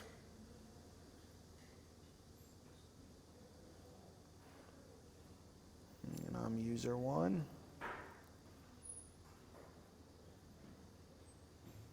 And I'm going to revise my cohort. And what I'm going to do is I'm going to make a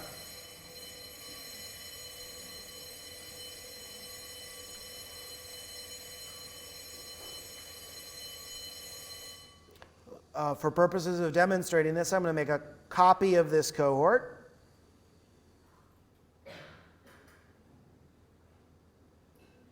And I'm going to call this cohort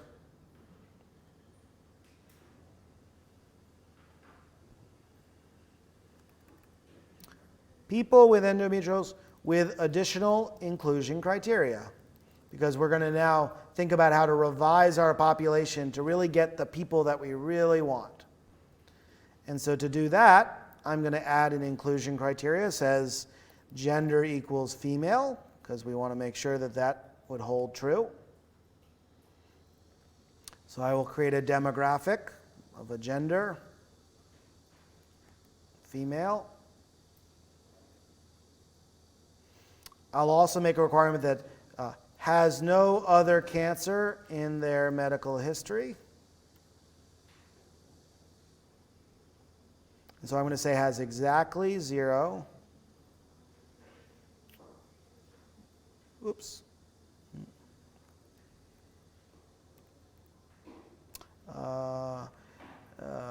Kristin, can you throw up the concept set for all cancers except for skin cancer? Or I guess I can grab it from my environment, actually, I guess. So here I would need to be able to define, if I want to say all prior cancers, I of course need to actually know how to find that. And so somebody probably has done some work to know how to define that. And so I'm going to go steal that other work. I think you're going to beat me.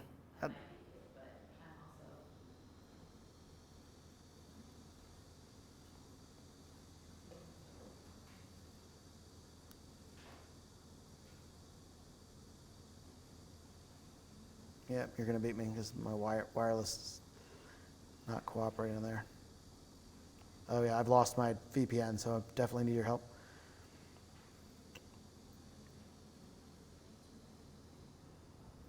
Are there any other criteria, Bonnie, that you could think that we might want to, additional things we might want to exclude? For example, would we want to make sure that people don't have already had secondary lymph node metastasis? Okay. So what's that? Be close to the hotspot. I don't know what's. Yeah, I think it's my laptop's not really cooperating. Oh yeah, yours. It's saying that I'm not getting internet from your thing. Okay. Oh, it just popped up. Oh, okay. I think it's just going in and out there. So no lymph node.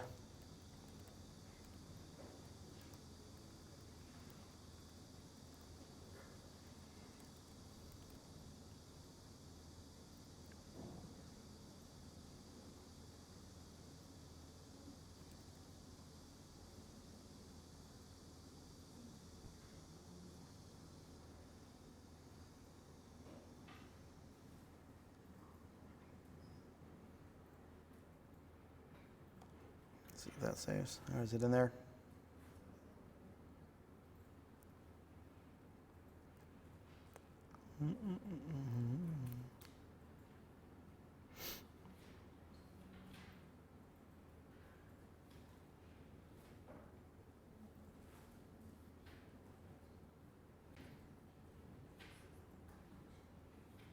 Is there any age requirements that you would imagine wanted to require, like that they have to be over a certain age or under a certain age? No? Okay.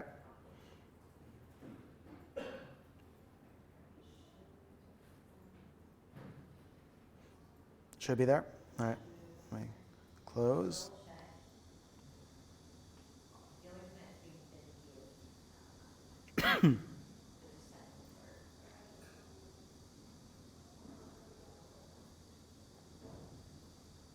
All right, so there's a concept set that I steal from Kristin. Let's see if that's. Oops. Oh. That's right.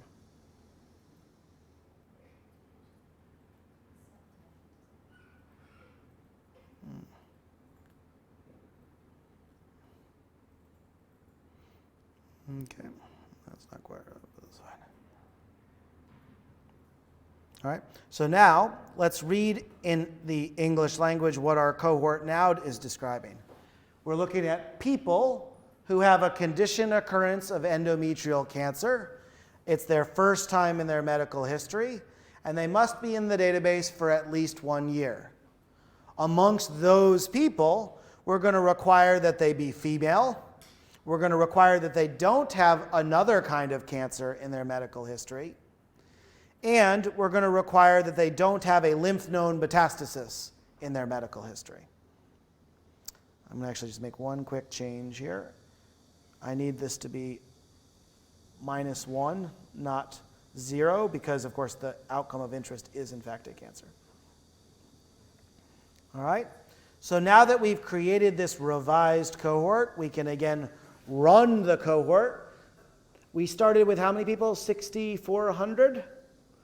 So what we're going to learn now is how many people did we lose by adding these additional inclusion criteria. So we're now making our cohort smaller to try to get it down to the people that we're interested in.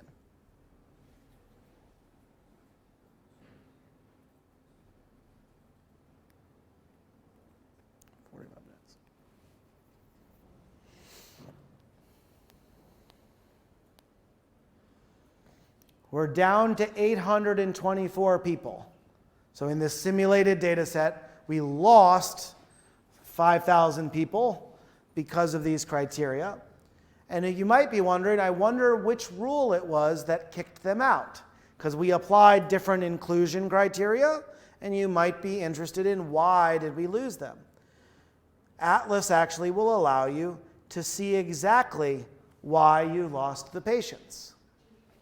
So this is showing you what percentage of the cohort you started with, 6,400, were lost due to each of these criteria one by one.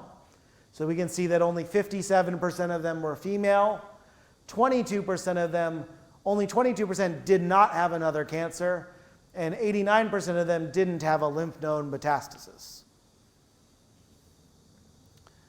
Another way to express that is think about a typical attrition table where you can talk about the patients you started with and the patients you ended with, and you can see how exactly they're lost in your study.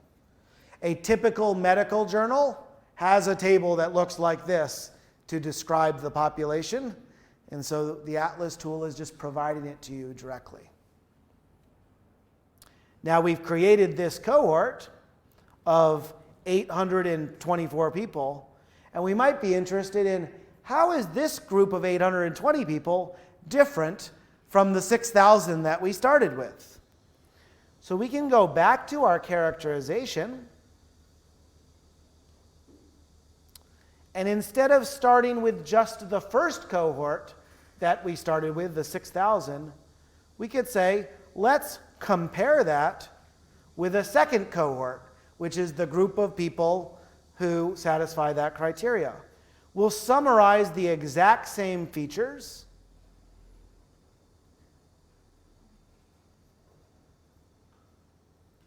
But now we'll just run that analysis again. Here, we are now taking two cohorts, the people with everybody with endometrial cancer, and then the subset with endometrial cancer who are females, have no cancer, and have no secondary lymph node metastases. And we have different groups of people, but we don't know whether or not those groups are different in terms of their baseline characteristics. So the tool is going to be able to help us understand whether or not we do see a difference. While that's running, and in the interest of time, it's important to note that we also need to create a cohort for our outcome, which is lymph node metastases. So while that's running, I'm just going to go ahead and create a new cohort for lymph node metastasis. I'm going to close the one that we had open.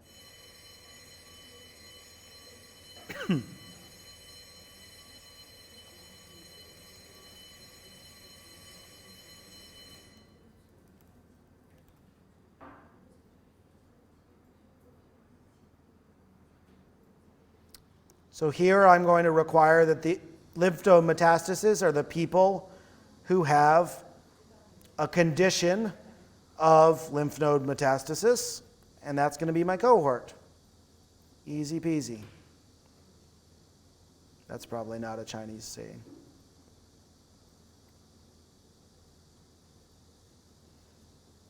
So you can see that once you know how to define your medical idea in terms of the codes, creating a cohort to find the people is pretty easy, because we're just saying find the people who have the disease. And once we've got cohorts of people that are our populations of interest, there are 98,000 people who have a second lymph node metastasis in this database.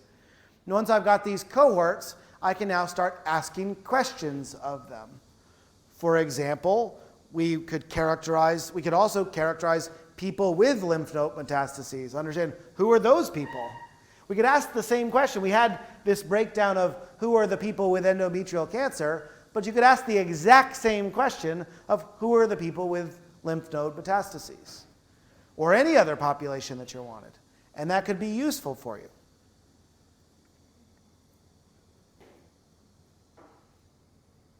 Let's see if that's done. So that's already done, so let's view the results. So remember, when we looked at the characterization the first time, we saw characterization results for one cohort.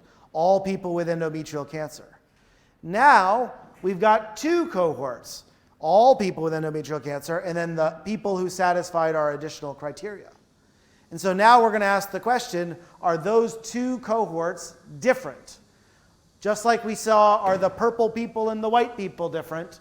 We're asking, are these two ways of defining endometrial cancer any different?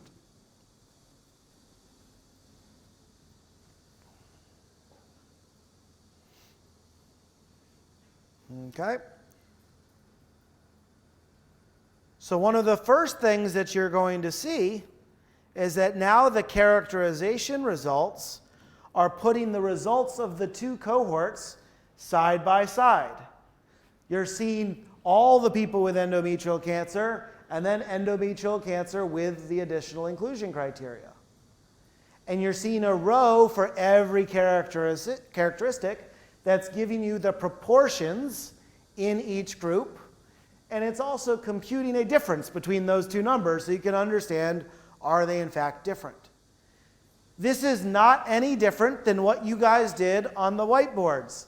You computed a proportion of pinks in the two groups, and then we noticed that those proportions were different. You computed a proportion of big and small, and you noticed they were different. It's the same exercise you'd want to do to understand, are these groups different? The only real difference is that when we did the candy exercise, we summarized two different characteristics, color and size. Here, we are summarizing 5,600 different characteristics about these two populations. Everything you could possibly want to know about endometrial cancer, we have summarized right now in this table. And so, if we're interested in a specific question like, are these groups really different in terms of their diabetes? Picking that as at random. Well, we can see here that that broader group, 22% of people had a disorder due to diabetes, whereas in this narrower group, it's only 14%. Or if we looked at the gender of male, or yeah, there you go, female, male, that's fine. You can see that indeed we only had 57% of the people in that first group were female, whereas now 100% are because we required it as an inclusion criteria.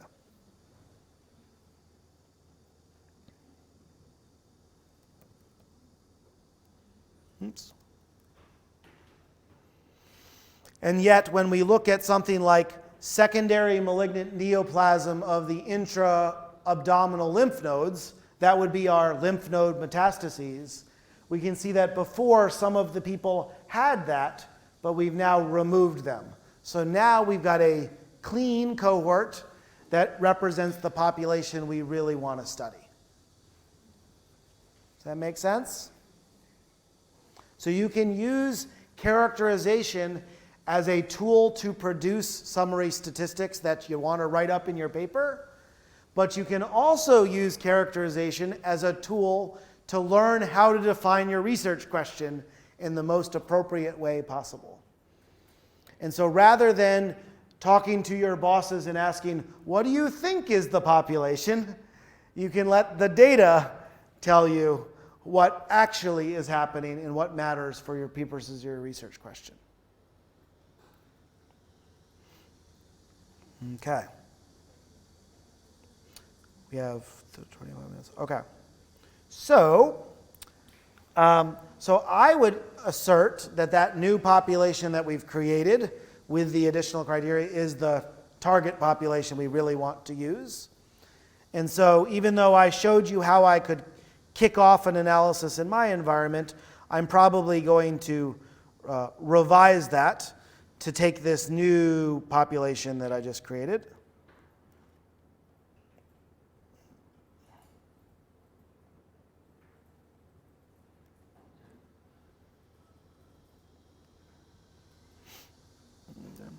And I'm going to go ahead and get rid of that old population because I'm no longer interested in that.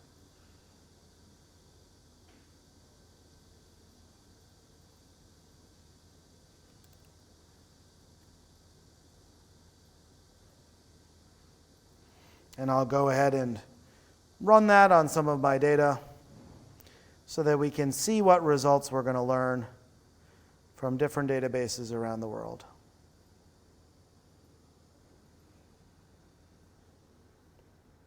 Maybe we can run that in IQVIA too and see what we'll learn.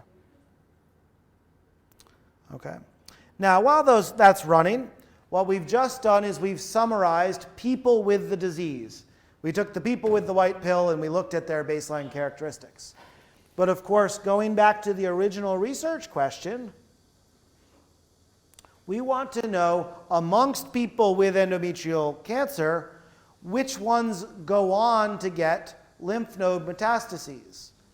Before we can predict which patients go on, we need to know, does anybody actually get lymph node metastases after endometrial cancer? So we need to do a characterization that estimates the incidence of observing lymph node metastases after having endometrial cancer. So how do we compute an incidence?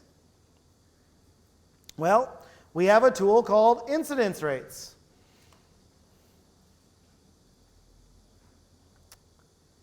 And an incidence rate analysis simply requires, so we're going to say estimate, characterize incidence of lymph node metastases following endometrial cancer for Bonnie. So how do we define this analysis? Well, we must specify the cohort of interest. User 1. We must specify the outcome that we're interested in, persons with lymph node metastases.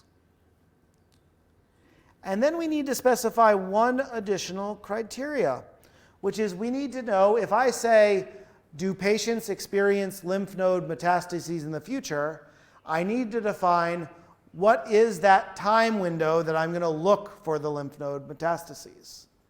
And so we have to be able to define a time at risk window that represents the time that we're interested in finding this. So Bonnie, do you have any idea of when you get endometrial cancer, when do you expect that you might observe a lymph node metastasis? I think it depends on the grade and the pathology. Mm-hmm. So probably we can set the time like 1 year or maybe 3 years, Okay. 5 years. Okay.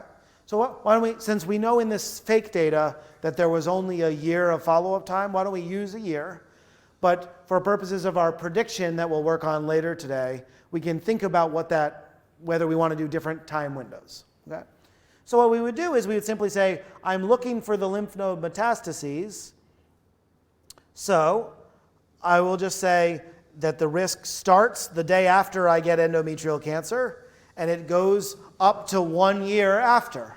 That's the period of time. And so what I'm going to be doing is I'm going to say, for everybody who's got endometrial cancer, look forward for 1 year and count up how many times we observe a lymph node metastases occurring.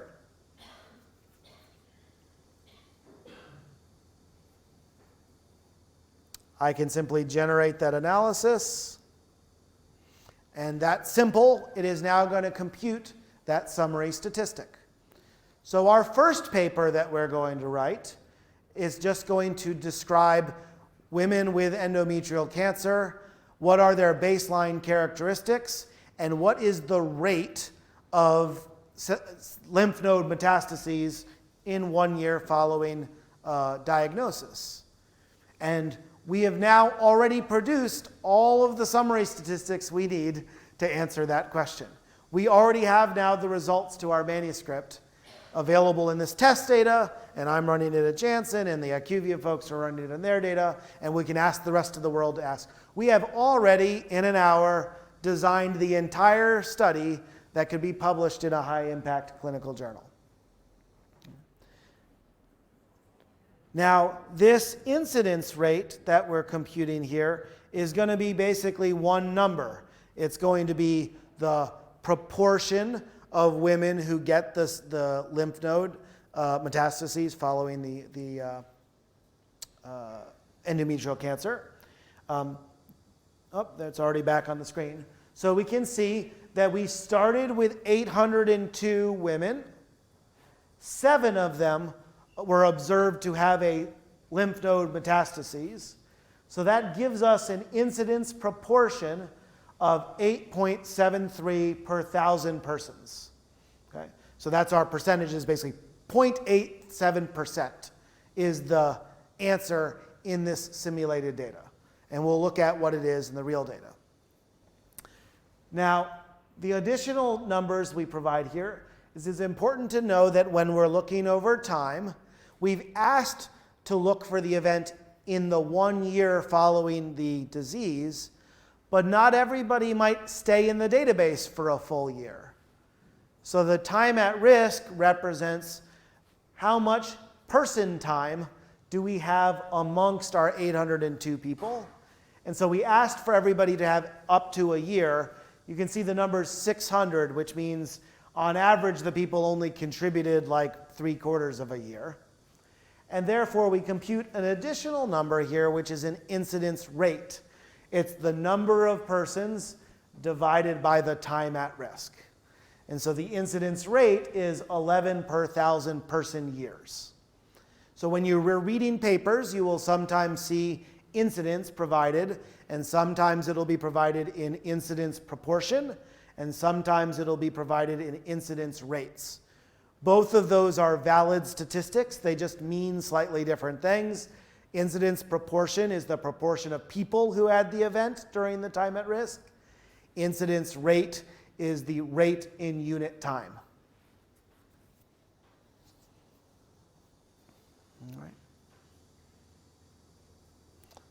Just like we've done with everything else, now that I've defined this incidence rate analysis, I could say it's fine and good that I saw it in my simulated data, but I want to know what does it look like in real data. So I can import this into my own environment. Hello. And you can see that I've now just brought into my own local environment the analysis that I'm going to run there, characterizing.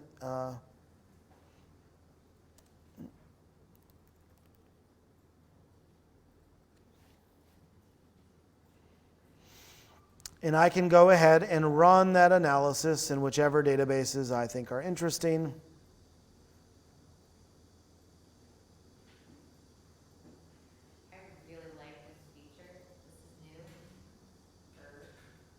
The select multiple databases? Yeah. So now you can see that not only have we designed the study in our class, but we've now been able to just import it and somebody else can run it. So I'm running it now at J&J, and we will have the answers in a couple minutes. While that's running, I can see that in my data, I already have produced real results of a real database for our characterization. So let's go take a look at that.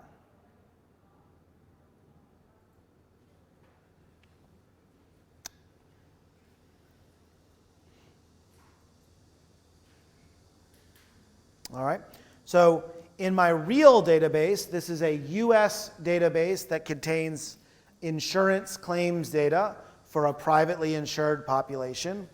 I can see that I have 33,000 patients with endometrial cancer. That the follow-up time in my real data is actually on average about 1,000 days. So that basically means when we go to do our prediction work later today or tomorrow, we can actually do that 3-year prediction you're interested in. We've got enough data to actually do it. We can see that my database, the average age in my population was actually 47, with a range from like 30 to 60 is the range of when women appear to get endometrial cancer. we can see what is the real rate of diabetes in this population. It's somewhere around 14% in the United States population. Hypertension is 35% in this group. See if there's anything else that's interesting here. They're all women. That's nice.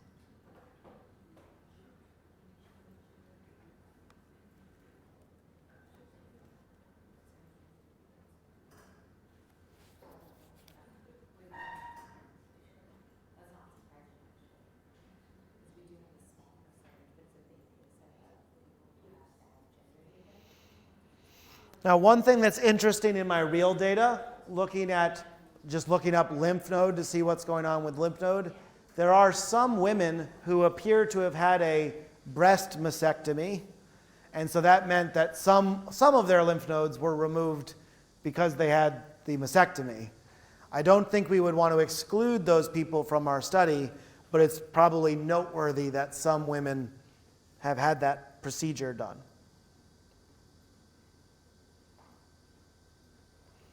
And if I go back to cancer and say, okay,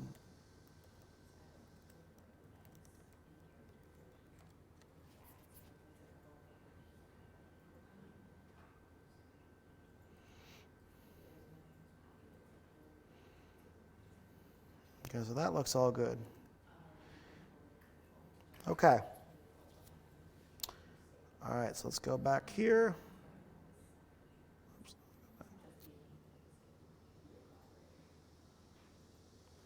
Let me go to my real data and look at that incidence.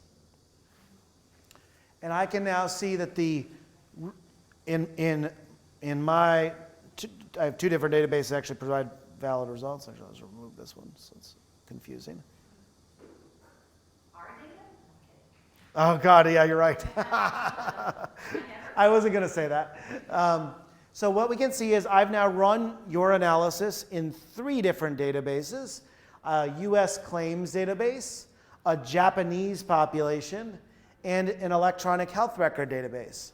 And across that, we've got 35,000, 5,000, 60,000. Already your study that we're going to publish has 100,000 women with endometrial cancer. We got to probably search the literature, but my bet is the paper that you're about to write is the largest study ever published on endometrial cancer that we're doing right now, which is why I'm quite confident that we can publish a paper about this, because this paper will be the biggest study ever done on endometrial cancer. And for that, we can see that in the 1 year following endometrial cancer, that the true risk of lymph node metastases is somewhere between 2 and 4%. That's what our data is suggesting. Now, I don't know whether that number makes sense or is clinically correct. So one of the activities that we should be thinking about today and tomorrow is to review the literature to try to understand, or you could ask your boss, like, how often does this happen? How often do people with endometrial cancer get lymph node metastases in the first year? My data suggests that it's somewhere between 2 and 4%. But I don't know if that's right or wrong. It could be that we're missing some of it because our cohort definition is wrong, or it could be something else. But importantly, the value of this characterization analysis is that we now know something about these people. We know what their baseline characteristics are, and we now know how many outcomes we actually are observing. And the interesting thing is that we have now also performed our feasibility assessment to determine if we can do the prediction study. Because in order to do a prediction study, you have to have enough outcomes in your target population. If this had come back with 0, we know we couldn't have done the prediction study because there wouldn't have been enough data. Here, my characterization question is, how often do people get a lymph node metastases? The answer is 4%. Our question tomorrow is going to be, can we predict these 1,400 people from the 30,000 people? Can those baseline characteristics that we have tell us which women are going to go on to have a lymph node metastases and which ones are not? And so the paper that we're going to write is going to want to use the characterization results to describe our cohort. It's going to have a characterization of the incidence so we know how often this happens. And we're going to train a model that's going to tell us which people actually are most at risk for this outcome. And so that is going to be our paper that we're going to publish, looking not just at the fake data, but at my real data and the IQVIA real data and whatever databases around the world are interested in helping answer Bonnie's question. Okay. Let me stop there for a second and ask if there's any questions about what we're talking about.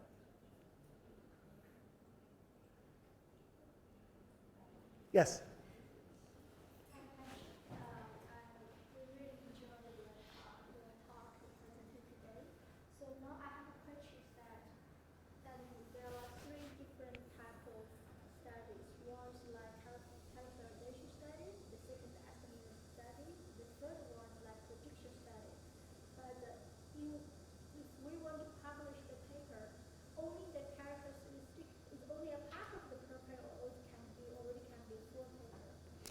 It's a great question. So just so everybody can hear it. So the question is, we're talking about 3 different types of analyses: characterization, estimation, and prediction.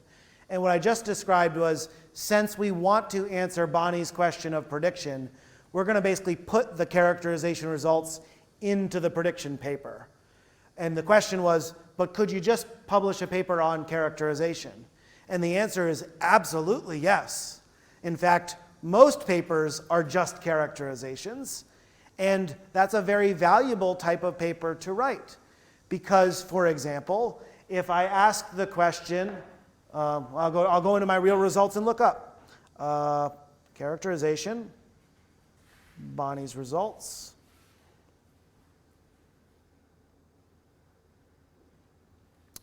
So, for example, we have now created a characterization of endometrial cancer.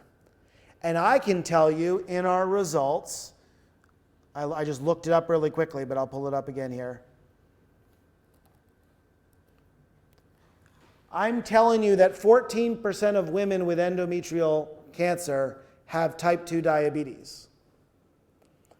I'm willing to wager all of the American dollars that I have in my wallet, which is probably not very much, but I'm willing to wager all of it that if you go into the medical literature right now and look for the answer to that question, you will not find it. Because why would someone have necessarily had access to the data around the world and asked the question, what's the rate of diabetes in this population? It's hard to get the answer to that question. And because researchers typically create a table of 5 to 10 things, what you're kind of hoping for is the one thing you're interested in happens to be in the list of 10 things that the researchers put in their table. And if it's not in the table, then you're kind of out of luck. So here, we would start our literature review by just searching for papers that describe endometrial cancer in the real world. So we'd probably go to PubMed, and we should look up, epidemiology of endometrial cancer. And we should look at papers that are describing the disease, and we can see what's out there. Chances are, no matter what your disease is, that when you read those papers, you're going to find that there's lots of things that the papers don't answer for you. Like, for example, if I then wanted to say, how often is diabetes happening, you won't be able to find that. Now, I would say, in terms of getting into a high-impact clinical journal, you're probably not going to get into a high-impact journal by just publishing that one number. Just saying 14% is probably not what you're going to get your own paper. Yep. I'm going to stop for 1 Yep. second. PubMed, turns out, is a very US-centric. Oh, I didn't know that. Thank you. So PubMed Oh, okay. is a National Library of Medicine in the I didn't know that. Fair. It's just like Google Scholar, but it's. But they don't have Google Scholar either. Yeah, they actually use Google Scholar. Or if you're familiar with a Google Scholar-like function, that's what Patrick means by PubMed. I'm sorry. So, what's that? I think that they understand this because normally Chinese students often use this. You do use PubMed. Okay. So in PubMed, I might just look for, epidemiology of endometrial cancer.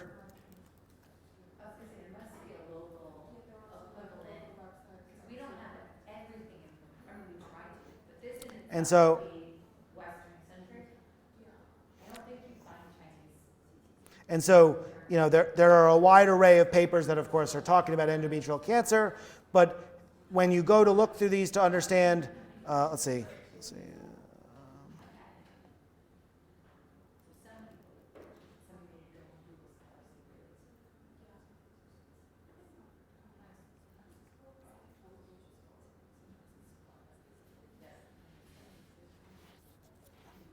There's some sort of, let's say, endometrial.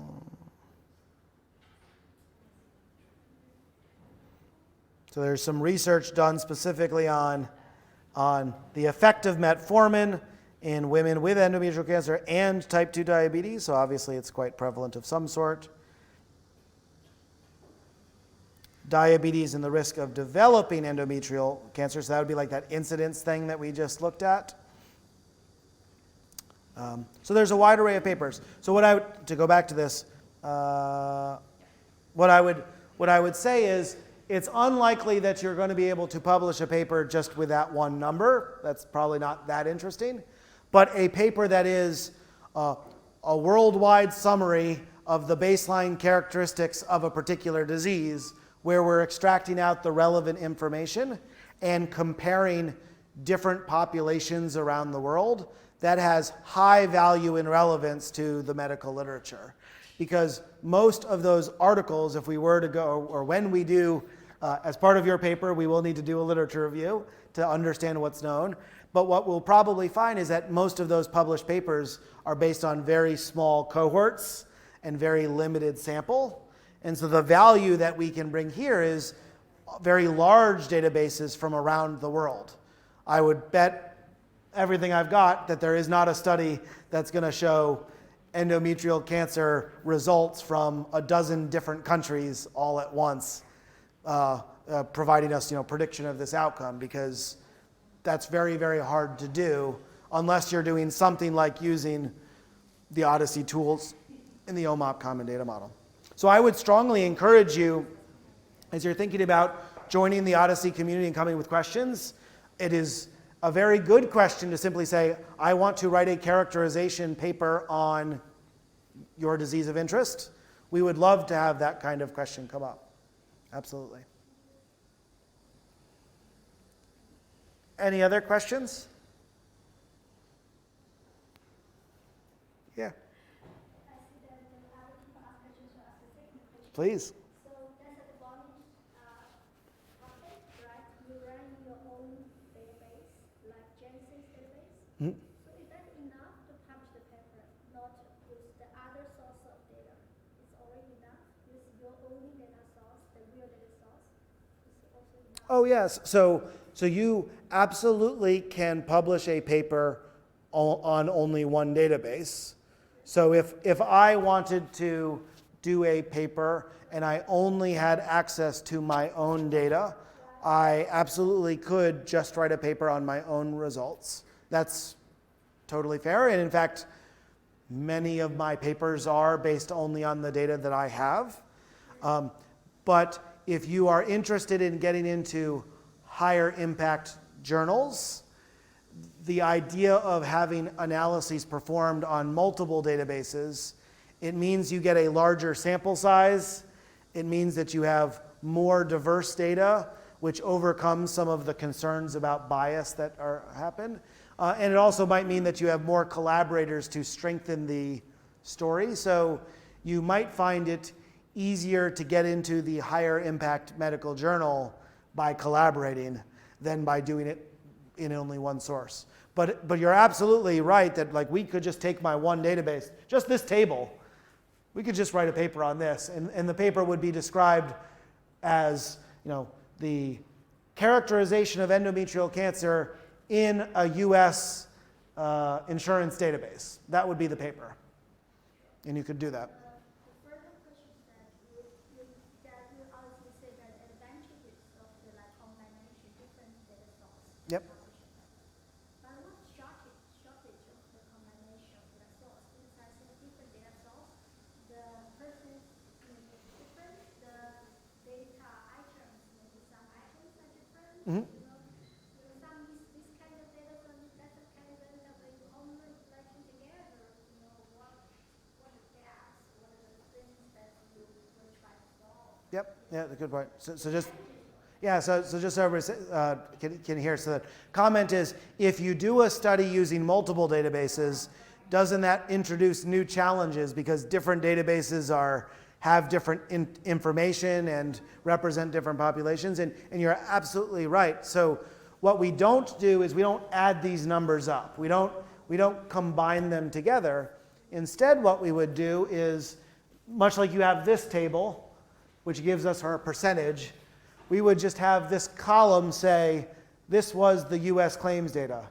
And we would add a column next to it, which would be, this is the Japanese data. And a column next to that that would say, this is the Germany data, or whatever it would be. And you put them next to each other. And you're absolutely right. One of the challenges is the numbers will not be all consistent. They're going to be very different. And that might seem confusing. I actually think it's the main strength of what we're doing. Because if I look at this number, 14% have diabetes, I have no idea whether that number is right or wrong. Because maybe it's just because of this database. Maybe it's because of the way that diabetes is coded. Maybe it's because it's an American population and we're all fat and have diabetes. Maybe it's something else. But if I see that number stays consistent across different types of data and different geographies and different representations of information, then I start to believe that that's probably a true, credible answer. And one of the real values that comes from having a network is that we can start to understand what things seem to hold true everywhere and what things seem to actually be different in different places. And when we find those differences, that allows us to dig deeper into understand, like, why is we seeing differences? I showed yesterday the paper about the treatment pathways of different diseases. And actually, we gained some really interesting insights about how countries are different based on the analysis that nobody had previously published. I'll just provide an example. We looked at diabetes, actually, as one of the treatments. And it turns out that in the UK, there is a drug called gliclazide, and it's a sulfonylurea drug. And in the UK, based on the government's policies, they recommend that you should use it as the second drug. So you should take metformin first, and if metformin doesn't work, you should use gliclazide as the second drug. Well, gliclazide is a drug that is only approved in the UK and New Zealand. It does not exist anywhere else in the world.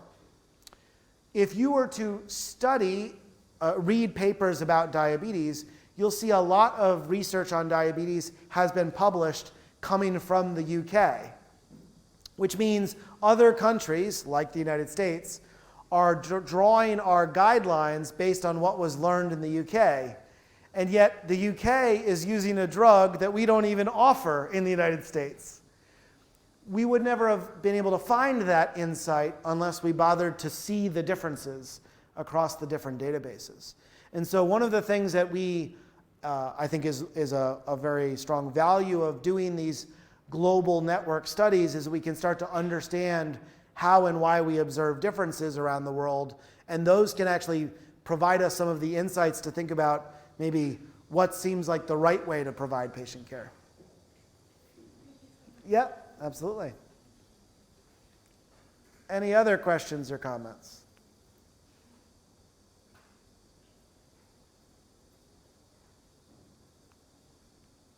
Okay.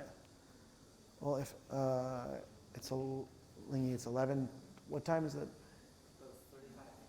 35. So we have 10 more minutes. Okay. All right. Well,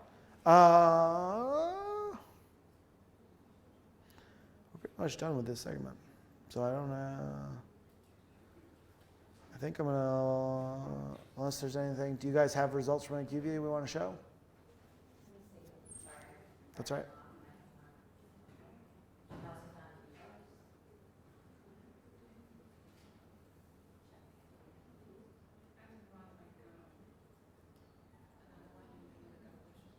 Okay.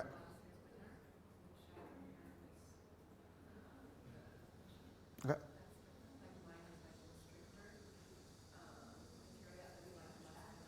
Okay. Does it show anything interesting? Just less people. Okay.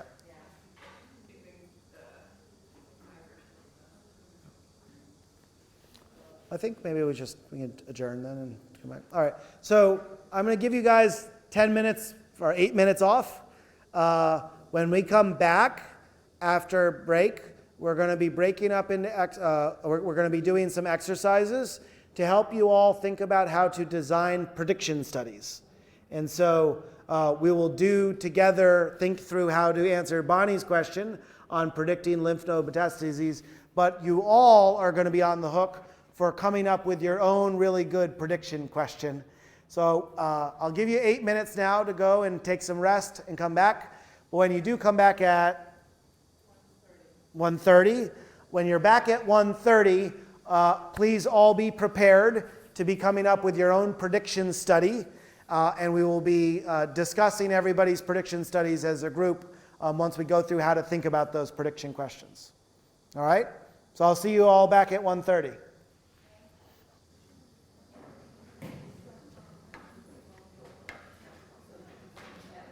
Yeah. I also have confused about the estimation study and the Sure. prediction study. I think it's almost the same, estimation study and the prediction study. Yeah, so it can be confusing. So the big difference is in estimation, you're asking the question.